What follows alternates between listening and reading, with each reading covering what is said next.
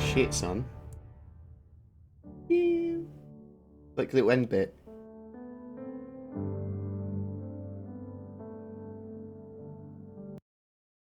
The beautiful Pedro Camacho. That's pretty much how we start every time. Yes, technically I have started. Yeah, so yeah, the big red CIG phone that all content creators have hasn't stopped going off the hook. It's been crazy. Obviously, it's constant Chris Roberts phoning me to ask me advice for Citizencon stuff, and I'm like, I know that doesn't happen, unfortunately. Not that I'd be any use. Yeah, cool. So, Star Citizen talkie stuff. There was news. There was things. Choose a sound for being hosted, oh, so I thanks for the hosts. use this. Look at my vampiriness flying around. Thank you very much, Twerk. Much appreciated for the host. Yeah, there's lots of news, I suppose, this week. We're waiting for Evocati. I don't think it's gone to Evocati yet, unless when I was having a quick nap an hour ago, there was a sudden message of Evocati out now, but I don't think so. But let's have a quick look at some stuff, like this graph. So they actually got down to 0 bugs this week for the Evocati release. So they've had potential release candidates for builds for Alpha 3.0, but there was some instability issues with the servers and crashing and the persistent data cache and despawning of ships, which made it not worth playing because the more players that would be in a server, the more likely it would be to crash quicker, and that would be frustrating for the Evocati if they could only play for 3 minutes at a time before being crashed to desktop. So they are fixing those remaining 5 bugs now, and they are effectively new bugs as well. They are new bugs. They fixed some, they got rid of some, more appeared. It happens. It's annoying, but it is what it is. Feel free to ask any questions you want of me or the Star Citizen development or whatever. I'll answer all I can, and stuff that I can't answer, have a fucking good go at anyway. But yeah, they thought they had 0 bugs, but it was false. But it was some new bugs that revealed themselves. Potentially we could have an Evocati build today. I think it's unlikely, but every day we will see potential Evocati builds. And that could go live today, could go live on Monday, could go live next week. More blockers could appear. Could be 10 weeks, but it's much more likely it could be literally any day now. So just bear that in mind. I'll say what I can when the Evocati goes live. Obviously, Evocati members are bound by an NDA, so we'll only be able to discuss very limited amounts of stuff. Keep up the good work. Thank you. Thank you, Draken. You're a fucking legend. Arrowway. That's thank you. I appreciate it. But yeah, the other thing was the sound for being hosted, thank you very much, Truman. Was the X1 had its kind of pre-sale. So the X1, Origin X1, is going on, and that's the link to that. The Origin X1 is going on concept sale tonight. At some point, I think it's going on concept sale at 8 PM UTC, which is the same time that the pre-sale ends. And the pre-sale allows you to purchase some of the ships or packages in the sale. So I say some of, what I actually mean is you can purchase the baseline model of the ship for $35. It says 42 here because I get 20% VAT because I'm in the UK. Fuck you, UK. But there's 3 variants of that X1. There's the baseline, which has got, I believe, a couple of size 1 weapons, and it's a space bike. All of them are space bikes. There's the racing variant, which doesn't have any weapons, but is geared to be lighter. It's probably going to have some extra boost and that sort of stuff, but it's a racing variant. And then the third one is an exploration and possibly more combat-y variant. It's got an extra shield generator, it's got weapons, and it might have some other functionality that's yet unseen. But we can see some of these skins. You can buy one pack, or a single baseline variant with this exclusive pre-sale skin, the Scarlet Skin. If you get it in the pre-sale, which is any time before 8 PM UTC. Or you can get the 3-pack, which is $105, which comes with one of each of the variants. So you get the baseline, you get the Velocity, which is the Racer, and then you get the Force, which is the Explorer. All these ships come with lifetime insurance until the 9th of October, and are going to be used as lifetime insurance tokens, because $35 ships that you can upgrade into another ship, people are going to use those for lifetime insurance tokens in the future. It's kind of cool looking. It is just a space bike, though, unless the Explorer has some really added extra functionality, or the racing variant is going to be really cool to race with. It might be one that I don't buy myself. I'll probably buy some for giveaways and stuff. What do people think? What do people think of them? Let's have a look at the. Let's have a look at all of the skins for them. This is the baseline. It's a coolish looking bike. I quite liked the Nox. I quite like the Dragonfly. I understand why they need extra bikes, because they want manufacturers to have similar-ish things occasionally in verse. It does add diversity as well. So this is the racing one. No weapons. And this is the exploration one.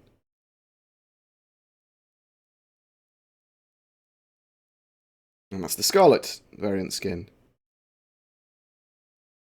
If you want to ask questions, if you can put in brackets question before a question, that'd be great.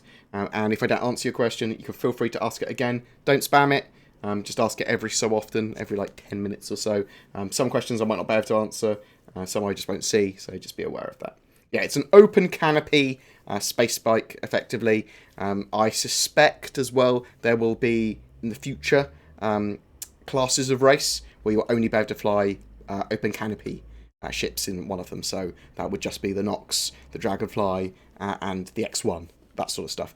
People that bought the 600i, I think the exploration variant, or some of the package or something, some of the packages at the very least came with X1s. So be aware of that. It does look like a different weapon on the Explorer, doesn't it? So it looks like it's got some size 1 M3As, possibly, on the baseline one. And on the Explorer, I mean, that could potentially be size 2, I suppose. But that looks like a... That could be a repeater, or it could be a... It could be a ballistic weapon. It's hard to tell at this angle, and when it's drawn rather than rendered. So, but yeah. No, I'm not secretly playing Evocati. I had food poisoning the other day, 2-2. And I am rough as fuck. I've just been napping just before the stream. I got up really early to do a video because I was like, ugh.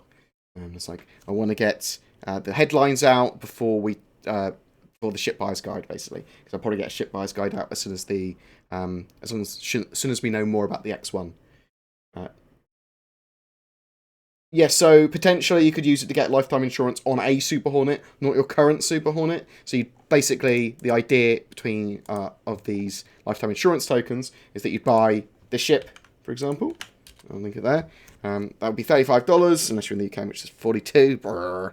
And then once you have access to a particular upgrade, so in the Citizencon sale or the anniversary sale thereafter, assuming they have the ship that you want to get there, you'd purchase a cross-chassis upgrade from the ship upgrades section.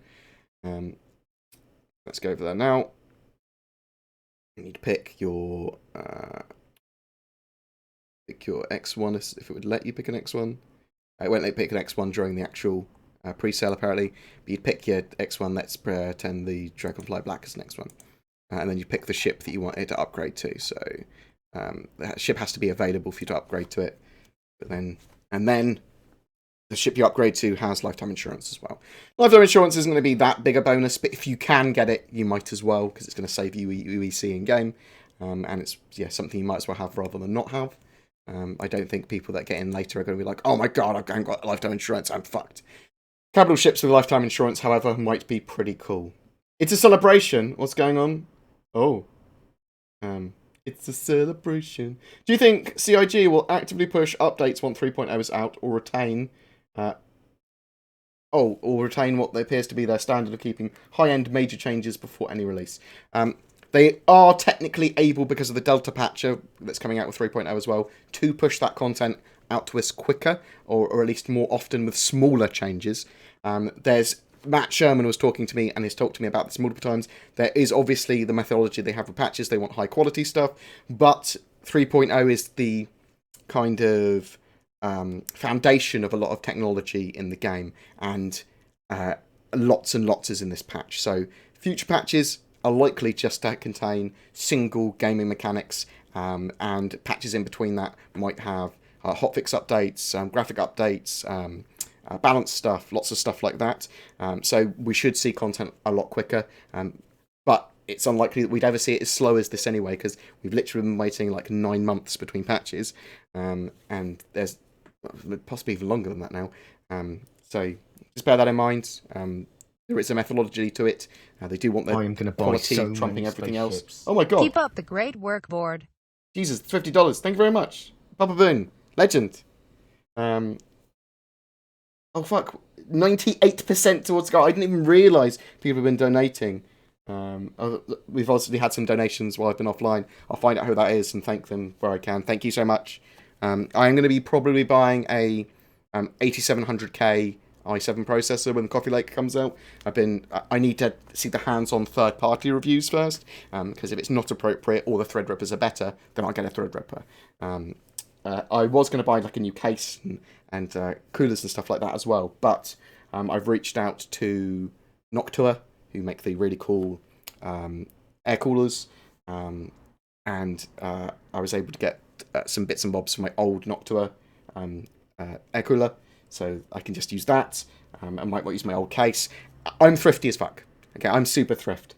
And if I can have a power PC as cheap as possible, then I will. I've got like a 1080 Ti in it, but I want a better processor so that I can record a higher resolution and higher graphic settings and do some cool stuff with that. And I can stream 1080-60 at a high quality, and that will be absolutely fucking superb. Especially with 3.0 coming out, the quality of my stuff should improve drastically. So thank you so much for that. Really appreciated.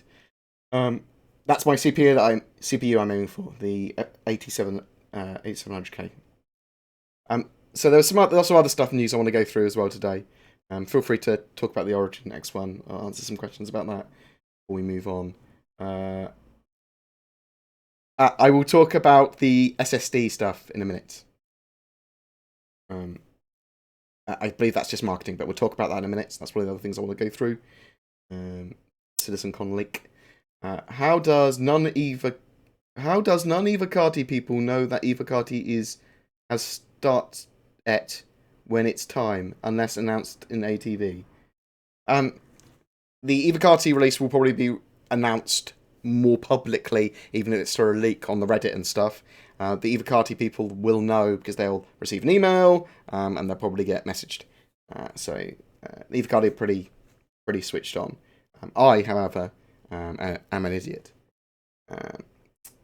Is there any more news on what gameplay for mining, passengers, and exploration will look like? Not really, and nothing new over the last few weeks, other than obviously mining is going to be in 3.1, and Citizencon should hopefully reveal a load of new cool stuff.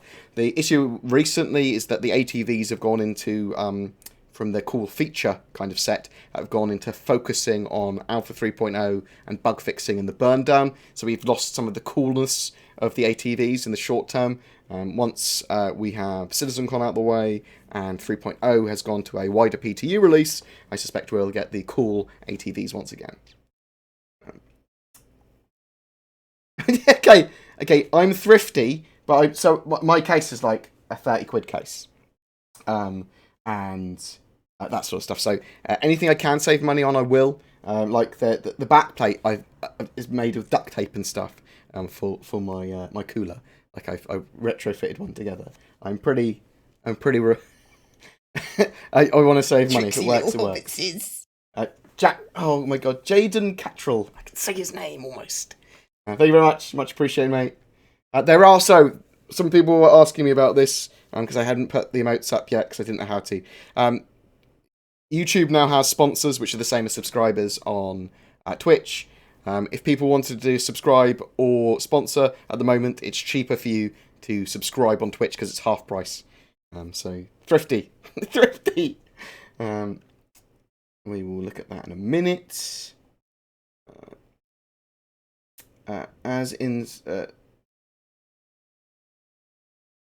No, so there wasn't really any more news about the Freelancer Max. They are going to be working on it relatively soon with the DUR with DUR. They're doing 300 rework, and then a secret project, which might be the Saber Raven, could be a different rework of a ship, and then I believe they're moving on to the Freelancer Max. No, so the schedule stuff just got a bit wonky with a lot of stuff. They started focusing on 3.0, and then a lot of stuff got, not obscured, but obscured. They didn't really know when to schedule it. Right. Potentially, I would get a test bench. There's some cool test bench cases I've seen. But I will reach out to see if I can get them for free, and if not, I consider spending another extra £100 on getting a really nice test bench, just so it's good for videos, so I can show off stuff, and because I do want to do some hardware with a Star Citizen slant to it. What else have we got? So we're going to have a look at Gamer Nexus's, a clip from Gamer Nexus's video. Do that now. Question: Hey Bored, what is your favourite ground vehicle currently? Dragonfly? Probably Dragonfly. I mean, I like the as a rover as well. I need to get them in my hands. We haven't been able to fly them really, have we, or do anything with them, or mess around with them. So I don't know until I get the way they feel. Right,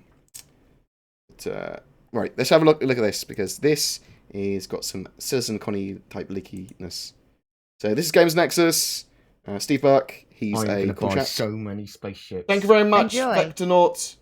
Oh fuck, we're over budget. We're over budget. We have to start again, guys. Start again. Thank you so much. That's awesome. Now I can buy a fucking awesome CPU and motherboard. Cool. I'm fucking legend. buy so many spaceships. Oh, there's more. Sorry, Bored. Couldn't resist the snipe. Fidelity.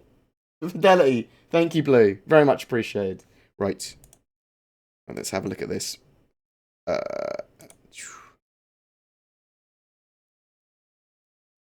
Can we display it like that without it lagging?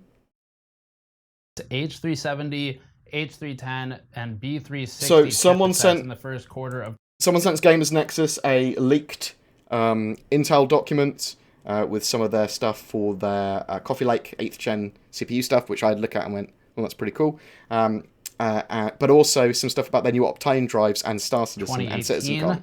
And these launches will be accompanied by other Coffee Lake CPUs from the 8th generation. That includes additional 6, 4, and 2-core CPUs. If there's a surprise in 3.0, thank you very much, Citizen Sandman, fucking legend. Fidelity! Woo! Take a shot. If there's going to be a surprise in 3.0, I'm expecting the Saber Raven now, just because we saw that it had assets in last week's Bug Smashers, and we'll talk about that in a minute as well. Again, from Coffee Lake S. Intel aims to launch Q370 and Q360 business chipsets in second quarter of 2018. Bear with me. And we also know that Intel... So, this was in the Intel document as well. Enthusiast desktop optimized for... so, specifically referring to their Intel Optane new drives that they're going to... Right, let's start this again. Intel have some new Optane SSDs, which apparently are going on release or getting announced or something at Citizencon. And it's the promotional material. Thank you very much for Tactical Potato. Is optimized for Robert Space Industries' Star Citizen PC game. And that's going to be on the 27th of October, which is Citizencon. And it talks about promotional product partnering with Robert Space Industries, PR programs, social media stuff, Citizencon launch event amplification. So these Optane drives are... The previous Optane drives we'd seen are cache drives, which basically improve the performance of another drive. It's pretty good in performance. I'm going to buy so many Thank you. Oh my god, fucking... Thank you so much, Atone 1. Like, we've hit the goal. Thank you. I will come up with another goal in a bit and work out what else we need for the room. RAM. I don't know, thank you. An Optane drive. Any more money we get is going into Optane technology. Oh, someone else has just messaged money. Fuck off and play 3.0 soon. Thank you, Tactical Potato. Appreciate it. So people pay me to tell me to fuck off. That's the joke there. So previously we've had the cache drives from Optane. These appear to be something new. They're 280 gig, 480 gig drives, and they're aimed at the enthusiast and super high spec gaming market. And if they're cool, I'll probably buy one and see what they're like. I don't know what optimized for Star Citizen means. We know that in 2016, Intel sent a load of Optane drives. We're talking about Optane memory with CIG, and CIG, they got a booth for them at the last year's Gamescom, I think, or with them, or helped them get, or something like that. So they've had a partnership in some way with Intel for a while, and I'm interested to see where this goes. But let me link this for people, because you should give Gamers Nexus some love, because he gets very, very well. He's very good with all the hardware stuff and explains it to a level where I can understand it, which is good. And he also gets great interviews with Chris Roberts and Star Citizen stuff. He's clearly a Star Citizen fan. But yeah, it's we don't really know what optimized for Star Citizen means. Star Citizen should get more and more optimized and need less and less super high spec hardware as it goes forward. But the issue is that with SSDs and stuff, it's for quick loading times. That's what I use SSDs for, and for reducing stutter, and for occasionally for stability and stuff. And I can't see the need them to have these Optane drives, but it's going to might be something a little bit different than we've had in the hard drive market before. So we'll have to wait and see. We'll talk about some Matt Sherman stuff in a bit, because he talks about the 300 series. There was a ATV. We'll look at the burn down rather than the usable section. The usable section wasn't that interesting. This is the Saber Raven thing. So in Bug Smashers, there was in the console we saw, or in the code we saw, the Saber Raven had assets in game, and from a while ago we can see that. See, this is all the ships coming for 3.0. Yeah, see them all: the Drake Buccaneer, the Ursa Rover, the Aquila. What's it? Buccaneer. Buccaneer was already in. The Drake Dragonfly, Mr. Prospector, the Nox, the Drake Cutlass Black rework, the Aurora update, and then the Saber Raven. So if it's going to be, if there's something that's a surprise, then it's the Saber Raven for 3.0. That's what it looks like. Let me link you that. I think it's great that if Star Citizen want to partner up with Amazon, Intel, and companies like that, fucking great. Because it's going to be awesome. You're going to get some interesting promotions. Hopefully, because they're using Vulkan, you've got to remember they're going for Vulkan.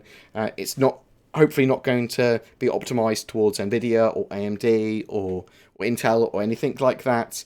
In particular, hopefully it will try and favour more cores in the future, that Star Citizen platform. So that's what I'm hoping for, something agnostic. What else we got? Do we have anything new on Reddit? No, nothing new. Alright, let's switch back to chat for a bit. 601 Squadron eat number 1 for breakfast. Thank you very much, Brett. Fucking legend. Brett S. Brett's.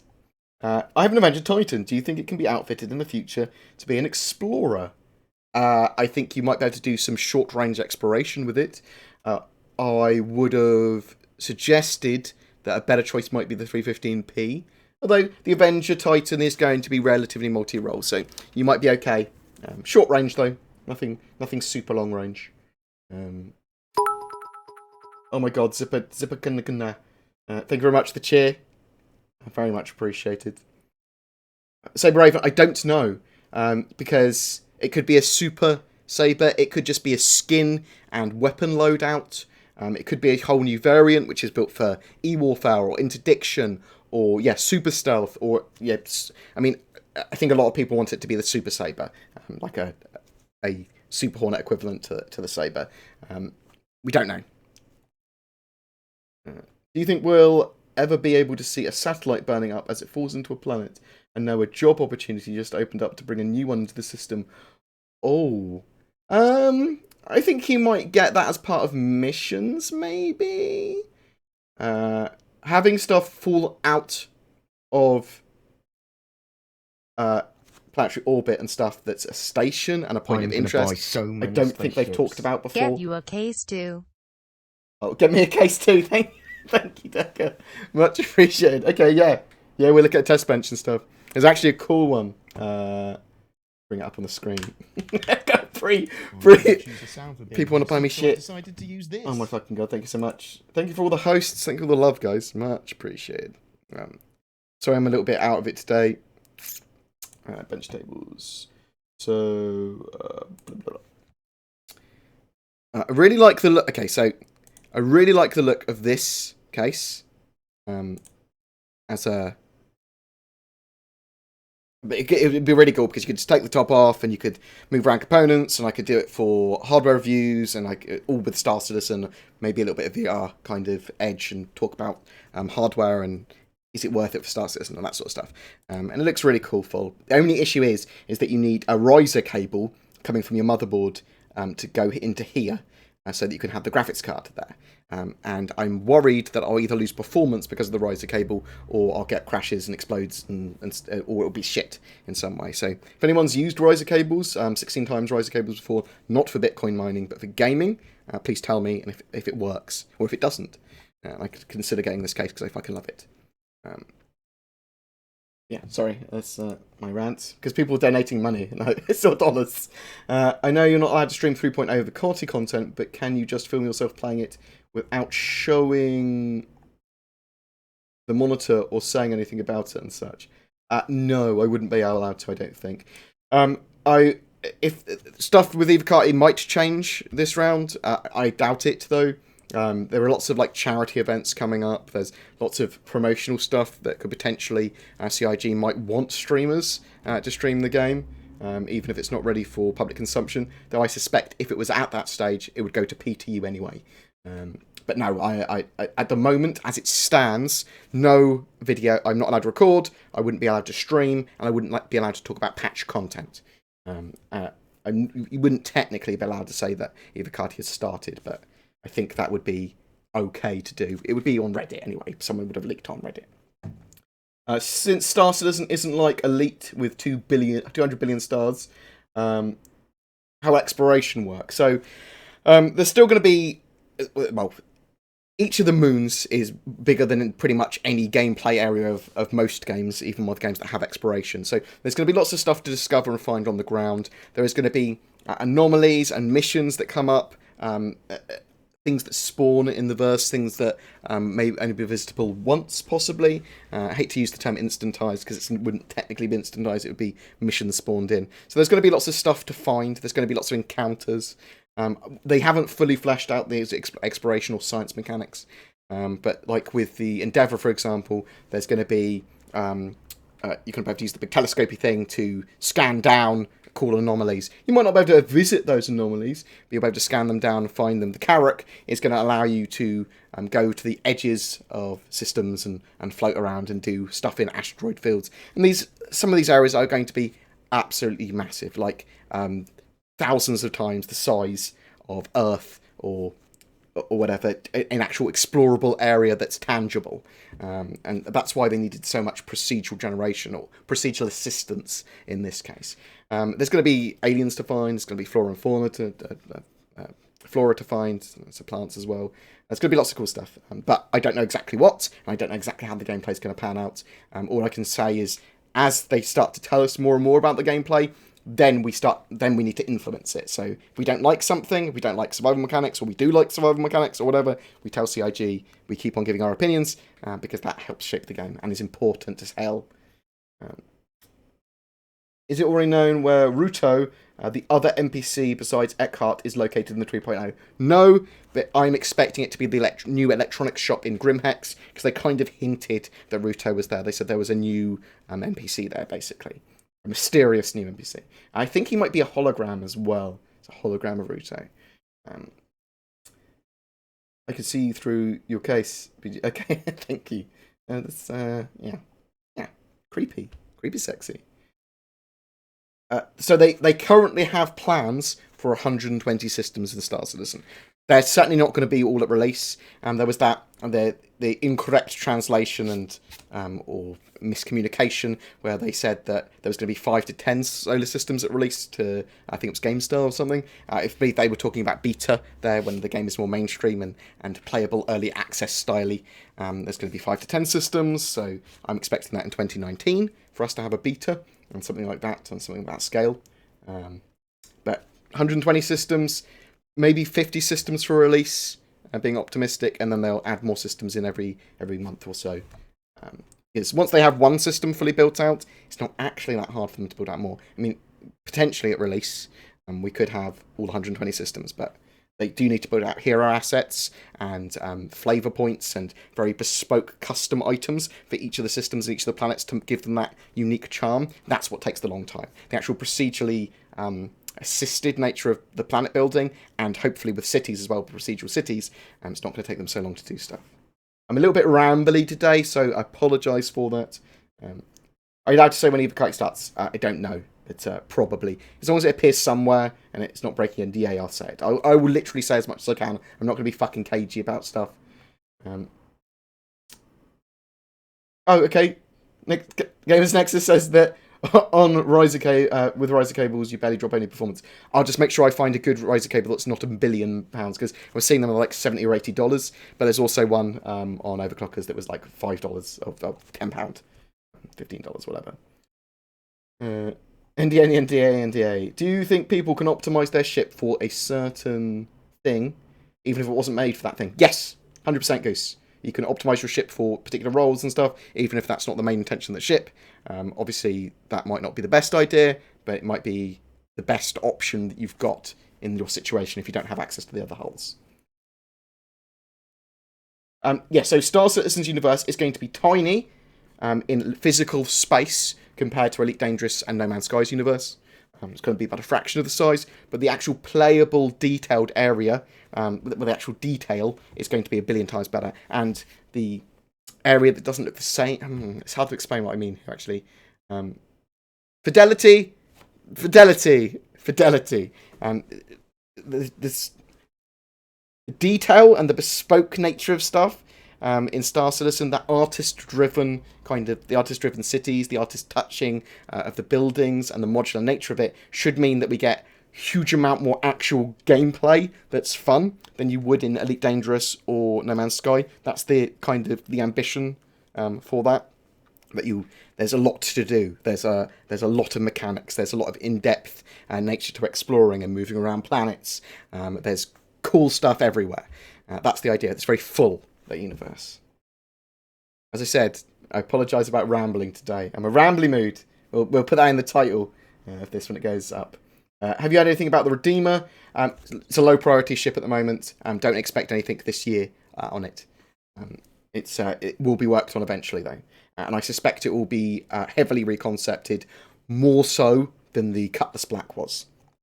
And it will go back on sale once it's built out. I mean the Saber could be the military. I mean the Saber is the military model of that ship. It just failed its tender. So I suppose the Raven, maybe it is being used, or maybe it's the private military model or something. Yeah, potentially.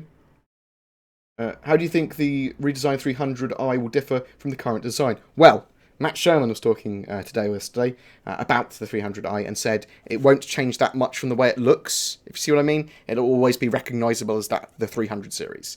And it's not going to be as extreme a makeover as the Cutlass Black had. It will get a materials update. 85X is a great example of this. That's got the new materials in. It will get new damage states, and it will look a lot better. It might get some light modelling work.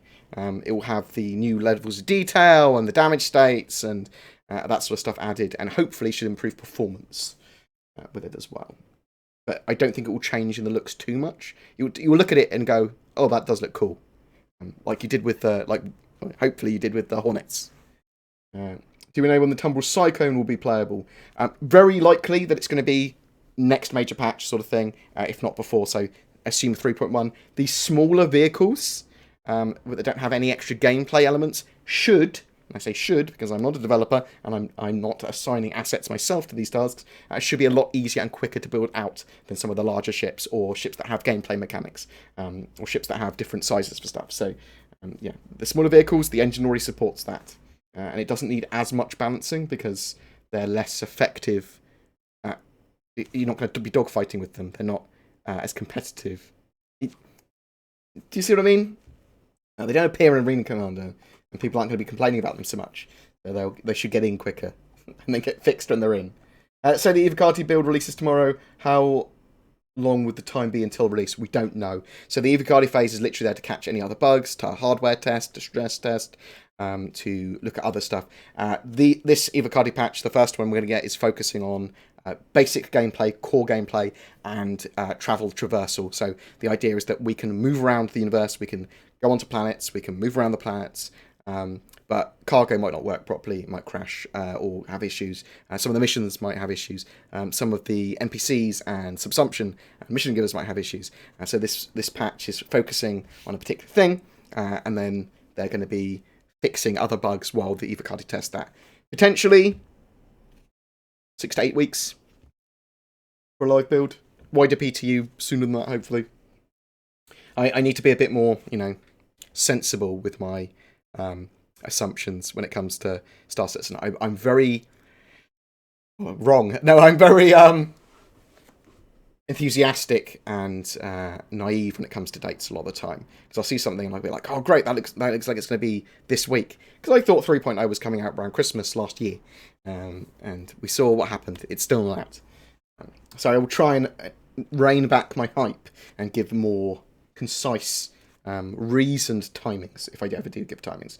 But remember, CIG don't give timings anymore because they always get them fucking wrong. How effective do you think the lining 50 or 100 people up in a hangar of an Idris with railguns would be to fire on another Idris in battle? Could it be a problem? I mean, I don't know the power of these of these weapons in space, or their effective range or anything. I mean, the effective range of handheld weapons in space, in Star Citizen, because it's not going to be 100% physically accurate or anything, it's going to be gameplay and fun and balance. They're likely to have shorter ranges and be less effective against ships, but still have some form of effect. I don't think it will do much to an Idris, but potentially you could help take out a subsystem or something. I think very much with the Caterpillar, people will be opening the side doors and firing railguns out. We don't really know. We don't really know until we have those weapons into our hands. The railgun looked relatively effective at killing Noxes, though. So,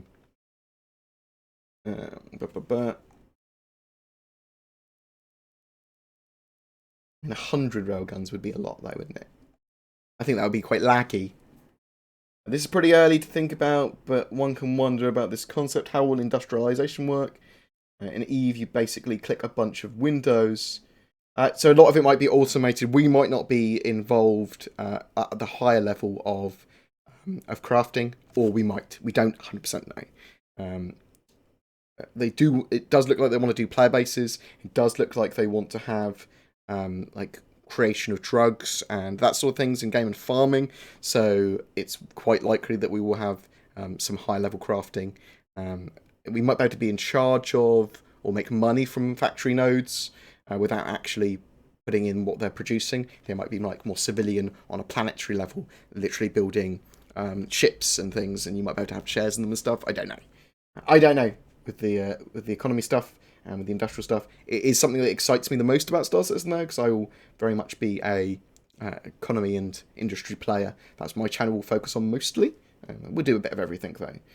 Do you have any ideas on the new referral items? No, they said they were going to be between 1 to 20 recruits. Would get you some more stuff. We don't know what yet.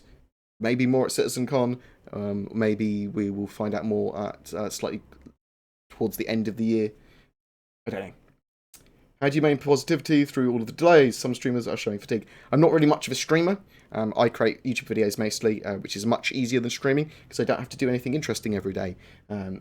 Where streamers have played Star Citizen for hundreds, some of them thousands of hours, with a build that was it's now 10 months old. So that's a drought, and that's hard for them because if their primary game is Star Citizen, they've done everything a million times. So for me, I'm relatively positive as a person anyway, or at least sarcastic. And creating videos is much easier because I cover the news and look up the news. Me streaming as well, the Star Citizen, I just talk. I literally respond to questions. So that's a lot easier. I feel sorry for some of the Star Citizen streamers who have been trying to slog on with not much content to be able to go with. Will they increase the distance between moons in 3.0? Otherwise, cargo missions would be done within 2 to 5 minutes. I think the intention is that a lot of cargo missions will be done relatively quickly in 3.0. Probably the outlying ones, maybe 10 minutes in total. So it's not going to be this huge economy in 3.0. It's going to be testing a lot of these systems. And one of the other things they wanted was the short-range quantum travel stuff. So you're going to be able to jump between like a top end of the planet's surface to a nearby object or nearby station, or go across the planet with quantum travel in a much quicker time. So yes, there will be those long-distance hauls, just not in 3.0. Well, doubtful in 3.0. I don't know how long it would take to quantum travel from the further station to the other further station in 3.0. So I suspect at the most 10 minutes. At most. No, it would be more like 5, wouldn't it? More like 5 at most, probably. I don't know now. It's shaken me. I saw some gameplay from a month back, Gamescom or something, and the Idris and Buccaneer were both functional and being used. Do you think they will be released in 3.0? Buccaneer is already out. The Idris won't be in until they've sorted out some network code stuff. Just don't expect it this year. The Idris. No, the 300i isn't going to become a cap ship.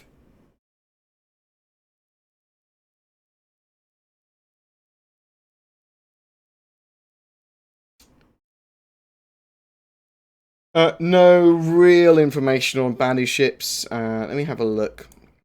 So we're going to get some the schedule report updated later tonight, which is going to be cool. I'm sorry, I'm mouse wheeling down on something at the moment. A bit.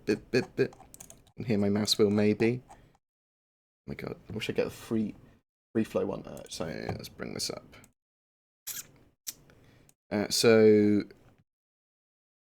No, I suspect the Banu Defender will be done before the Banu Merchantman's finished, because it will basically define the materials and a lot of the style for the Banu Merchantman, and we haven't seen the Defender on the schedule report properly yet. Actually, we see the Banu Merchantman here, starting possibly, what's scheduled to start, and we know what they're like with scheduling, the 2nd of October. So that's in actually a few days. So potentially, the Banu Merchantman could be finished by the middle of next year. But obviously, it will take a load of bug fixing and that sort of stuff as well. So I do suspect that we will see the Defender ready first, though. It makes sense. It makes sense. Caves and Water. No, I don't think they will have Caves and Water in 3.0. Maybe some caves, but they'll be hand-placed caves. I don't think they had procedural generation for caves and underwater stuff yet.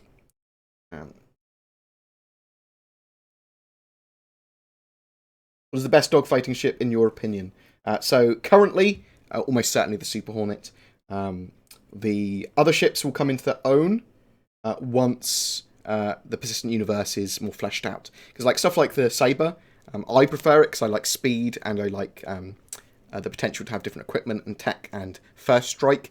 I like the idea that with the Saber, you'd be sneaking up slightly more than a Super Hornet would be sneaking up on you, if you see what I mean. So there's lots of stuff like that. But in Arena Commander and the current PU, it's hard to see that. So Super Hornet is almost certainly going to be great as a brawler anyway. Whereas the Saber is going to be a little bit more stealthy, a bit better with the signatures, might have some better equipment when it comes to choice of like shields and engines and power and stuff. But that Super Hornet's going to be tanky. Right, what else have we got? I really want to play against NPCs on the ground. Yeah, me too. Don't think we're going to get combat-based NPCs in 3.0. That's a 3.1 thing. and they were having issues with them with their pathfinding. What will be available to earn money in 3.0? What will be available to buy? That will be ship systems, so ship weapons, power plants, shield generators, all your kind of ship systems there, as well as loads of new items for FPS, new armors, new spacesuits, new weapons. I don't think we're getting gadgets until 3.1. There might be some new grenades. I can't remember. Lots of new clothing, civilian stuff. There's going to be a lot more to buy, but no ships yet. Ships will be buyable with Alpha UEC in 3.1, which is probably the most exciting thing. It's just a shame that it's not coming in 3.0. Let's go back down. I will still love you when you shout "suck it, nerd" at me, curveball, while running me over, as long as that's in game. I personally think when the game's finished, it'll be somewhere near 100 up gigs. They were talking about that. A dev said that a while ago. It'll be 100 gigs plus. I don't know. It depends on how they have the compression and stuff of it. Potentially, it could be 100 gigs. I mean, Titanfall, the original's audio was just 33 gigs by itself. So I don't know. They'll optimize it as much as they can. It could potentially be 100 gigs when it's fully done, fully released. Let's go.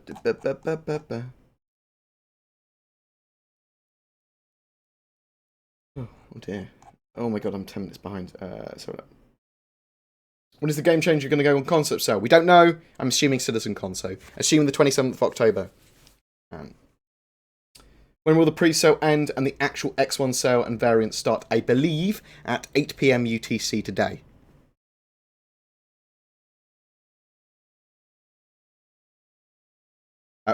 We won't know how many people will be able to be in server until towards the end of the PTU, so not even the Evocati phase. The Evocati will obviously be testing how many people will be able to be in server, so will the guys in the PTU, and they're going to be optimizing it as we go along. I hope that we have more than 20 people at the moment without massive server lag. They have apparently improved the server performance significantly. There's lots of network improvements in 3.0 as well. There's a lot more power behind their servers potentially as well now. So we've got a good set of stuff that potentially allows us to have great performance now, but we don't know until it's in our hands. I saw some going. Oh, that's already that one. Bored. I'm ignorant and want. Oh no, I've lost it. Why did it suddenly jump me? I apologise. I just lost your question. Let's go up here. Right.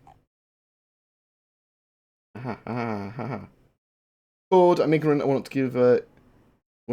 give you an X1 to do giveaways. How do I get it to you? Durka, message me and we'll sort it out. Thank you very much. Very much appreciated. Oh my god, KW0311. You're a legend. He always gives me money. Thank you.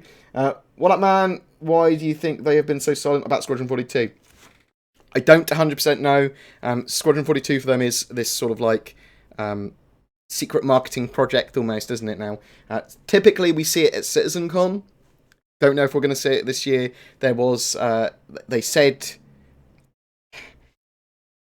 Crash Corps did a video on where they had talked about some stuff. Thank you very much. Where they had talked about some stuff with some devs about potentially seeing some Squadron 42 stuff at Citizencon, and then that video had to be taken down and changed apparently, or there was a mistake with that, and basically they had to reiterate that nothing is set in stone for Citizencon with exactly what they're going to show. So I'd like to see the vertical slice for Squadron 42. I don't know why they're keeping it silent. On my studio tour, I saw a lot of cool stuff for Squadron 42, mainly ship-based stuff, a little bit of cool tech behind it, and I'm not sure why they're not showing stuff. It could be that it's really close to going into its marketing phase of, like, it's going to be released on this date or something, or it's possible that they are trying to get subsumption down, or there's a blocker or something, so I don't know, unfortunately. And once I do know, I will say. Board, do you think there will be a pay system like World of Warcraft in the future? Potentially, they would explore other avenues for making money for the game in the future. They are going to be selling UEC. They're going to be regulating that. Otherwise, there's just going to be gold sellers selling it anyway. They are going to be selling ship packages, game packages with the ships. They're going to be selling Squadron 42 as well. And then they will explore other opportunities if it's Tricksy little appropriate. hobbitses. But they said that they would. Thank you very much, Dr. Jones. They said they would discuss that with the community. I had an interview with Aaron a while ago, and he said that to me there. So, question with Face over Internet, or Face over IP, or FOIP, which is awesome, by the way. Will there be voice modulation? Will you be able to do your own voice modulation in your end? Or something to counter the wild growth of female characters with deep manly voices. You'd be able to do voice modulation on your end anyway, I suspect.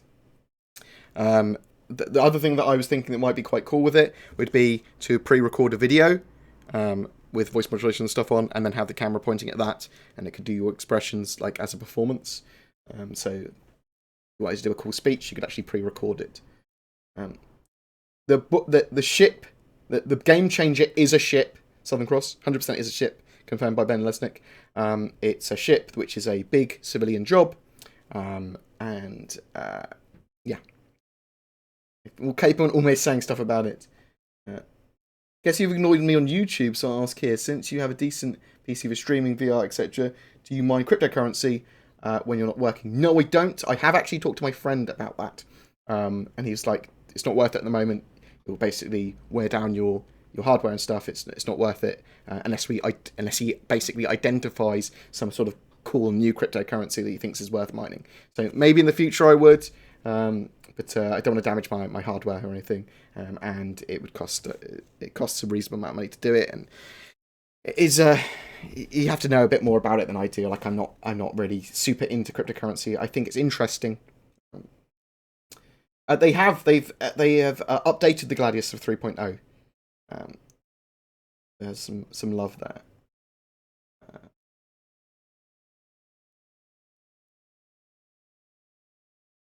No, do not bring Rotten Tomatoes. I want to see the vertical slice, but I mean, I don't 100% expect it anymore. Citizencon looks to be this big all-day event now. I'm hoping to see some cool stuff there, though. I think we deserve some cool stuff to be shown. Do you think there'll be in-game radio and players be able to make radio stations? Yeah. Even that exists external to Star Citizen that you can put it in-game with like APIs and mods and stuff. But I suspect there'll be cool in-game radios, in-game TV shows, in-game streaming of stuff with the render-to-texture and secondary viewport stuff.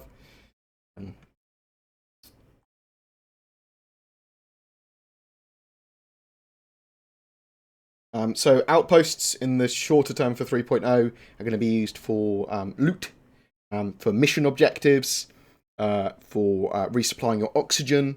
There's not that much in 3.0 for them to do, to be honest. In the future, though, obviously outposts will be built into a much bigger system of modular generation of outposts, cities, towns, and stuff.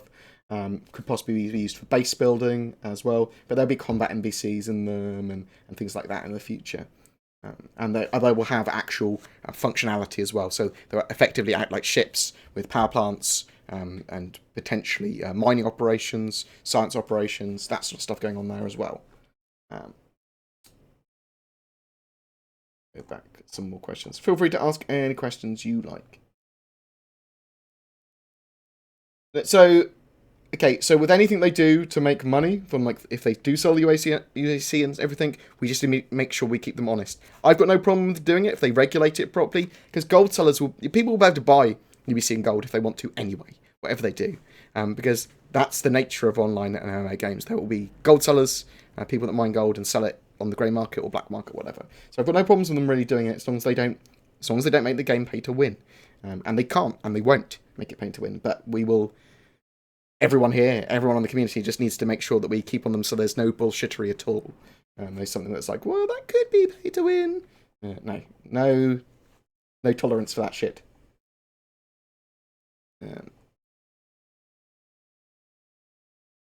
Yeah, I would be happy with them selling skins, bespoke decals, stuff like that. I want the system to allow me to be able to paint my ship however I want, but I'm happy for them to make really cool looking skins, which they then could charge for as well. Yeah, they want to do that. Sounds great. Doesn't affect my gameplay. I think Face Track might be a bit more expensive than Track IR, but I don't know. That has the potential to make Track IR kind of irrelevant for Star Citizen if Face Track's better and has head tracking as well. And we'll have to wait and see. I think Track IR is an absolute great product, and at the moment has the best head tracking of any head tracking thing. Although the Toby Eye thing is supposed to be pretty good, but that does your eyes rather than your head, I suppose. Would you like to see a planet in the future that might be like a mighty bushroud? No. Well, I don't know if too surreal stuff might be a bit immersion breaking. There'll certainly be modders in the future that make some cool things.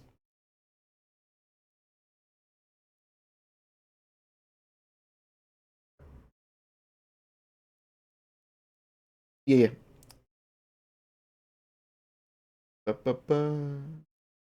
Trading cryptocurrency as well, profitable.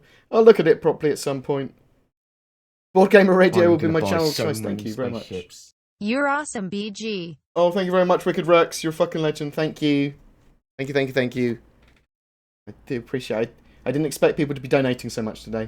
But thank you. That's really great. We will be doing something for Special Effect. I think it's one special day today at the moment. Special Effect are a charity that make bespoke gaming peripherals for children with disabilities typically, which is fucking great because there'll be some like chin controllers and voice activation controllers and bespoke mice and joysticks and stuff to allow these children to be able to play games, and it's great. My brother's paraplegic, I'm his carer, and I wish he had that kind of accessibility when he was younger. So they're absolutely great, and we'll talk more about them later. We'll be doing stuff for them. I think that Source is doing a similar thing. As soon as 3.0 goes to PTU and is streamable, we're going to be doing charity streams and 24-hour live streams and stuff. So we're doing a lot of stuff for them. Do you think the Defender will fit into the Merchantman? Probably, but I don't know. The Merchantman is big. It's a big ship. Oh my god. I'm on a diet, so I can't really eat pizza. I don't know if in-game magazines will exist or newspapers. Potentially they could. It'd be more likely that there would be... you could just host them on a website and then see them in-game. That's more likely what will happen. Always go for the simplest option, in my opinion. Oh no! It's Disco Lander's face in my gaming cut. God damn it. There's a couple of them. I just like... It's annoying. But we'll definitely see like the Mako and recording and streaming of stuff in-game using ships with that ability, using those press ships. Potentially we could record races and have them streamed to another monitoring game or a big show in-game. We could be covering cool stuff. We could potentially have as a gameplay mechanic, people could watch your show and you could generate UEC based on people watching you, because they could show ads on the TV, and those ads could be... real ads, I suppose, for Coca-Cola and for Intel and stuff, but with in-game slants. So like in-law Coca-Cola, in-law Intel. And they could have, you see what I mean? They could have paid CIG. That could be another way they make a lot of money. Pay CIG, but CIG keep it in law. So you get high-quality ads in-game that feel in law and everything, but also generate money for the game. It also could generate UEC for you, if you see what I mean, because people are watching your TV show about whatever. There's some cool potential stuff that they could do, and it would help support the game, and they don't have to go down bullshitteroo options. Catfish edition coming, yes. Just hide that I'm male. Hello, I'm BoredGamer! And you've been catfished, love. Is there going to be a stream to announce the giveaway? If so, when? What giveaway? Oh, the... monthly giveaways. They're announced in the... If you look down, I think there's a link to the contest rules. Every month they'll be announced in there as well. I do contact the people. Teal Wraith, I had to contact him multiple times because he didn't take his prize immediately. Didn't realise he'd won. I do contact people a lot of times. And hopefully they'll always get it. But if it's not within a timely fashion, I will just re-raffle it to someone.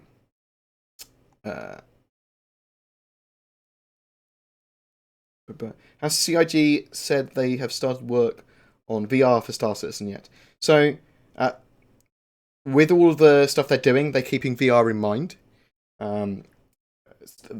With the render-to-texture stuff they've done and the secondary viewport stuff they've done, apparently that's got very much got VR in mind.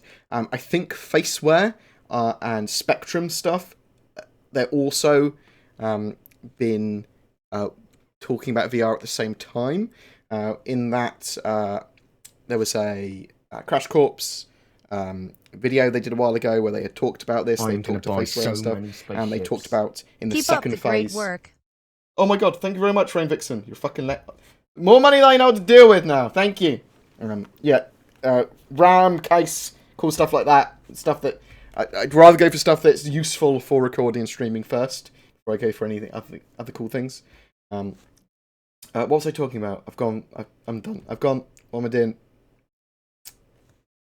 Can't remember what I was talking about. Oh, Faceware. So, the Faceware tech, and they were talking about the integration of VR and using the Faceware stuff, and it becoming in the second phase of their Faceware camera integration for Star Citizen. So, I don't know. They're keeping VR in mind. I expect to see it in Squadron 42 before you see it in Star Citizen, because multiplayer VR is probably a little bit less needed than the single-player experience of VR, just in my opinion. So I don't think they've started integration for VR yet. Yes or no, did you say mind-blowing? I didn't see any mind-blowing. I saw some pretty cool stuff connected Planet Tech. A couple of things, actually. When you say mind-blowing Planet Tech, like what's seeing on the screen at the moment, seeing that for the first time is kind of mind-blowing Planet Tech if you haven't seen that before. I mean, I saw a lot of cool stuff for the Planet Tech, but stuff I knew was coming, and then a couple of things I was like, oh wow. I did also see them zip around in their in-game and in the system, like teleporting around and looking at different items and going seamlessly in between stuff, which was just like, oh my god, this is real, this works. And that was a beautiful thing in my last studio tour where I looked at stuff and went, oh my fucking god, the game is actually coming together. I don't have discount codes for ships. During sales and stuff, you occasionally get packages with discounts, discounted stuff. I always say just buy a starter package and get everything in game. That's the best discount you can get. Just get everything in game. I roleplay a mute character. I think a lot of people do. It's interesting as well with the Faceware camera, which is going to track your face. You're buying a peripheral that improves someone else's gameplay experience and not your own. It's an odd thing. It's going to be cool though. I'll definitely get one and try it out with all the other webcams in the world that I can find. Super cheap ones, standard ones like the Logitech C920s and stuff. And we'll see if you need one, how good is the experience with it and that sort of stuff. So, I am an Evocati, yes. Roleplay player will had it more difficult in verse. What you think of Hat? If role players meet non-role player, role player, I guess there will be a big disadvantage for lovely role play. I don't know. Yes, that's my answer to that question. I don't know where it's going. I'm dyslexic. I thought I was having problems reading. There's a little bit. That was a difficult question to read. I'm sorry. I love you. What if the game is too big for the amount of players? Will that handicap the game experience? Does the game need a certain amount of players in order to be successful? I would say R&D Baz, yes, it probably does need a certain amount of players to be successful. I don't want to play a game that's just me playing single player, I suppose, even in the Star Citizen universe, even if they have loads of cool stuff with NPCs. Now, there's lots of stuff they can do if they have to have smaller servers or the server meshing doesn't work out like they intended, and they have to instantize it slightly with like 1,000 players in a server or whatever. So they can have loads of NPCs around, and you won't know what a player is and what an NPC is, I suppose, unless you're really close or whatever. So they can make the world certainly feel more alive, and the way that you get to interact with players is with the mission system. So they would try and drive players into the same areas by giving them missions in the same zone. And the God AI will know where players have got missions, where they're going, where they are, and try and push people into the same area. So that is a way they potentially could have players interacting, even if there's only a small player base, or it's a private server, or they can only have 500 players on a server before it has to be instantized, and you see what I mean. In the finished game, we'll be able to repair a crashed ship or convert a ship into a mobile base. I might be able to convert it into a mobile base because of persistence. It's kind of just like, I declare this my mobile base. And then there's going to be some form of base building. So at least that's the intention from the last we heard. So yes, potentially could convert it into a mobile base or use it as a hideout. I suspect there's going to be a lot of nomming stuff up, salvage-wise. I suspect... I'm not sure what salvage potential we're going to have on the ground. I'd like to see ground salvage vehicles and ground salvage tools, because that's a pretty cool idea, actually, thinking about it. But I suspect most of the stuff on the ground might just be stripping components out by hand. I don't know. That's cool. Dominic, that's a cool question. But yeah, I do think we're about to convert stuff, or at least declare things as mobile bases. Or not mobile bases. Not a mobile base, is it? It's a small base. A mini base. An outpost. Yeah, a lot of people are going to be more interested in Squadron 42 or more interested in Star Citizen. I'm kind of interested in both. Typically, Star Citizen is going to be my go-to game compared to Squadron 42. I love multiplayer stuff. And the only reason I'm really going to be playing Squadron 42 is because it's the same universe, helps me practice skills, gives me information, it's kind of part of my channel, and it's connected to Star Citizen. So the stuff that I get from Squadron 42 affects my character in Star Citizen. It gives me more reputation, or opens up new dialogue with people, or gives me contacts and stuff. So, or even it might give me flair or whatever. Why did Dosh Herman talk shit about my Spore creations at the subscriber town hall? I think he was just saying that in Star Citizen, they don't want it to be like Spore. So I didn't mind people's weird creations in Spore. It was the lack of end game that annoyed me. I was like, oh, the early game's amazing. The mid-game's okay, and the end-game is just really lackluster, and there's not enough to do. The Age of Saber up for sale again. Is it not on sale at the moment? It might not be on sale at the moment, because it's a military ship. Yeah, it will definitely go back on sale again. Just the nature of P games, where you have a 1v party setup with GM, DM running the table is impossible to replicate in an MMO without bankrupting the company running the MMO. I do, however, suspect that we will see GMs and players and CIG staff members driving plots and stuff occasionally. I do suspect that will happen. There will be cool story things that will happen that are very actually, I'm playing this NPC kind of thing. Like they do in EVE. Not EVE. Elite. Probably do it in EVE as well. Bored, can you talk more about atmospheric flight? Do you think CIG should disable thrusters? Try to program in aerodynamics and lift. That might be harder if possible. So they've talked about a little bit about the flight that we had in the Gamescom demo that they saw, because I felt it was a bit floaty as well. I felt like it was just in space. Now apparently the flight is different here, but we just can't really see it because we can't feel it ourselves. So planets and moons are going to have their own gravity and atmosphere, which is going to affect atmospheric flight. Your computer system, your Intelligent Flight Computer System, IFCS system, does a lot of the calculations for you, and will negate the feel of a lot of the gravity in the atmosphere where it can, but you'll still feel a bit different when you fly. Getting shot or whatever might affect your ship differently, and having damaged your ship might affect your ship quite significantly in atmosphere, obviously, and there's going to be wind and turbulence and stuff like that, which will affect your the way you fly. Yes, I do want a lot more weight to the system, 100%. I want the ships to feel really heavy, or at least heavier in atmosphere. I want the battles in atmosphere to not be appealing to players, as in, I want them to be brutal. I want them to be, well, you might not get damaged necessarily by a missile from the Cyclone. From the Cyclone shooting with the missile, but it might knock you off course, and because of how atmosphere is going to work, you might just hit the ground or crash into something. So it might send you spinning for a second, and you might hit the ground and explode. That's the sort of mechanics I want from the atmospheric flight. But we'll see what 3.0 is like, and we'll take it from there, I suppose. I will always push for what I want and talk about what I want in game, but I'm always willing to listen to other people's ideas. So Ben said on Ben's Day with Batgirl that terraforming-wise, that there's already like planets that have been terraformed that need exploring and stuff like that. So we might see terraforming as story events. I don't think we'll see it as a role or anything. There might be missions that are maybe lightly terraform lore-based, but I don't know. Yeah, there will be a welding tool, a repair tool for space for hand welding. Yep.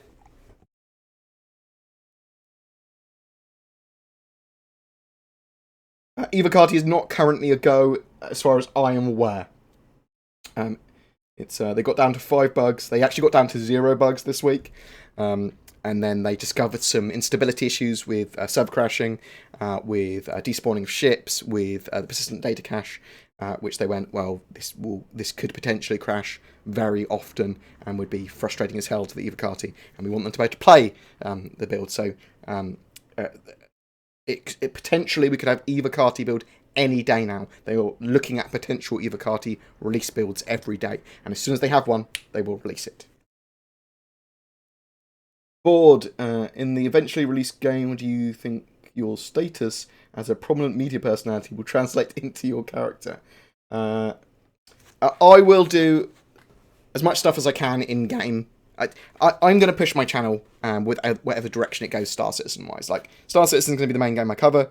It's going to be at least 90% Star Citizen on my channel. Occasionally there might be VR, there might be some hardware, might be some mental health stuff.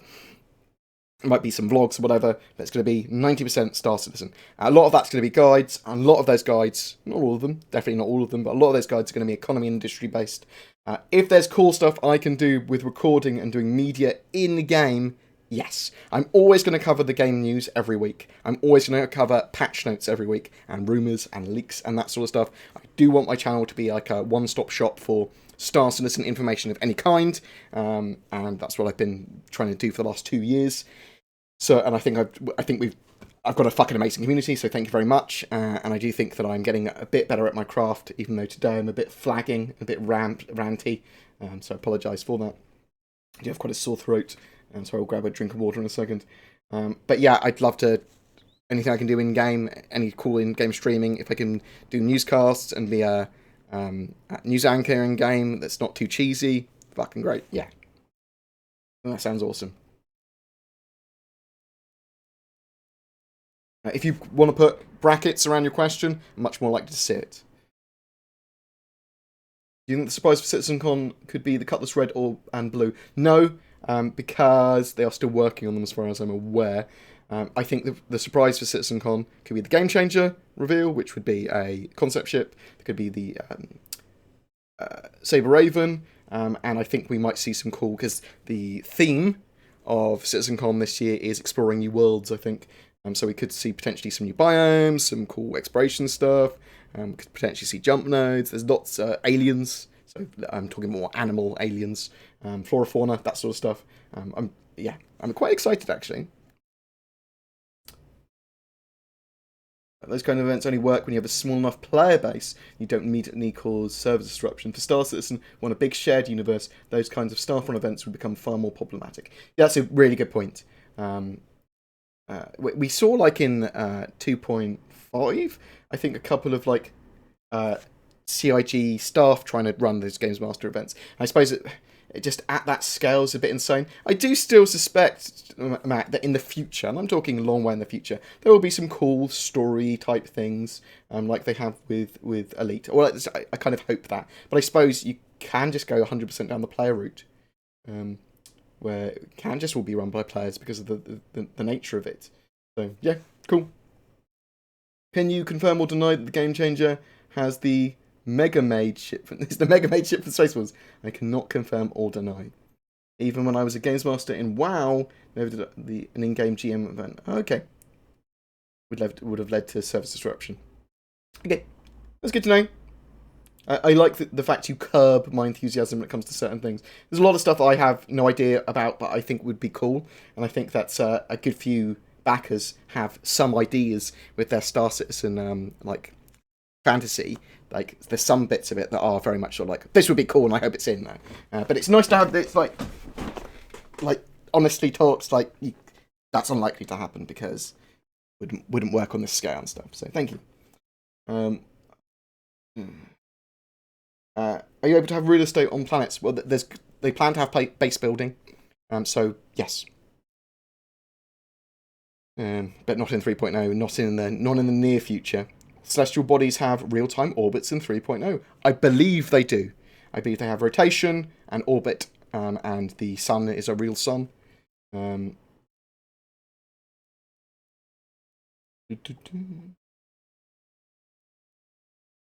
you very much. Thank you for all the love, by the way.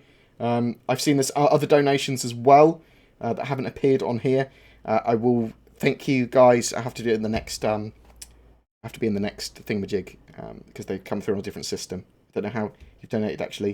You haven't donated through Twitch or YouTube. Thank you though. Appreciate it.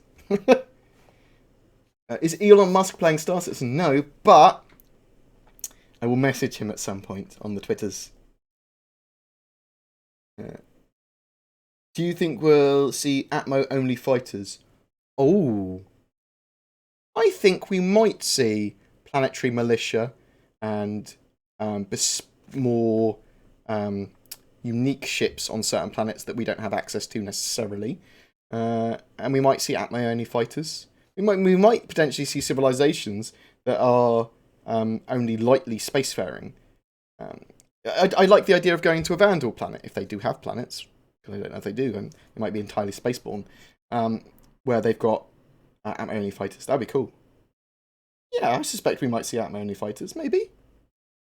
Interesting idea. How long do you think it will take to get from Evo to live? 2 to 8 weeks, potentially. Could be longer. I don't know. That's I'm pulling that out of my ass. I don't know. This is the potential to be the longest ever Evocati phase of any patch. Also has the potential to be a shorter one than we've had because of the amount of polish they've done. But suspect 6 to 8 weeks probably.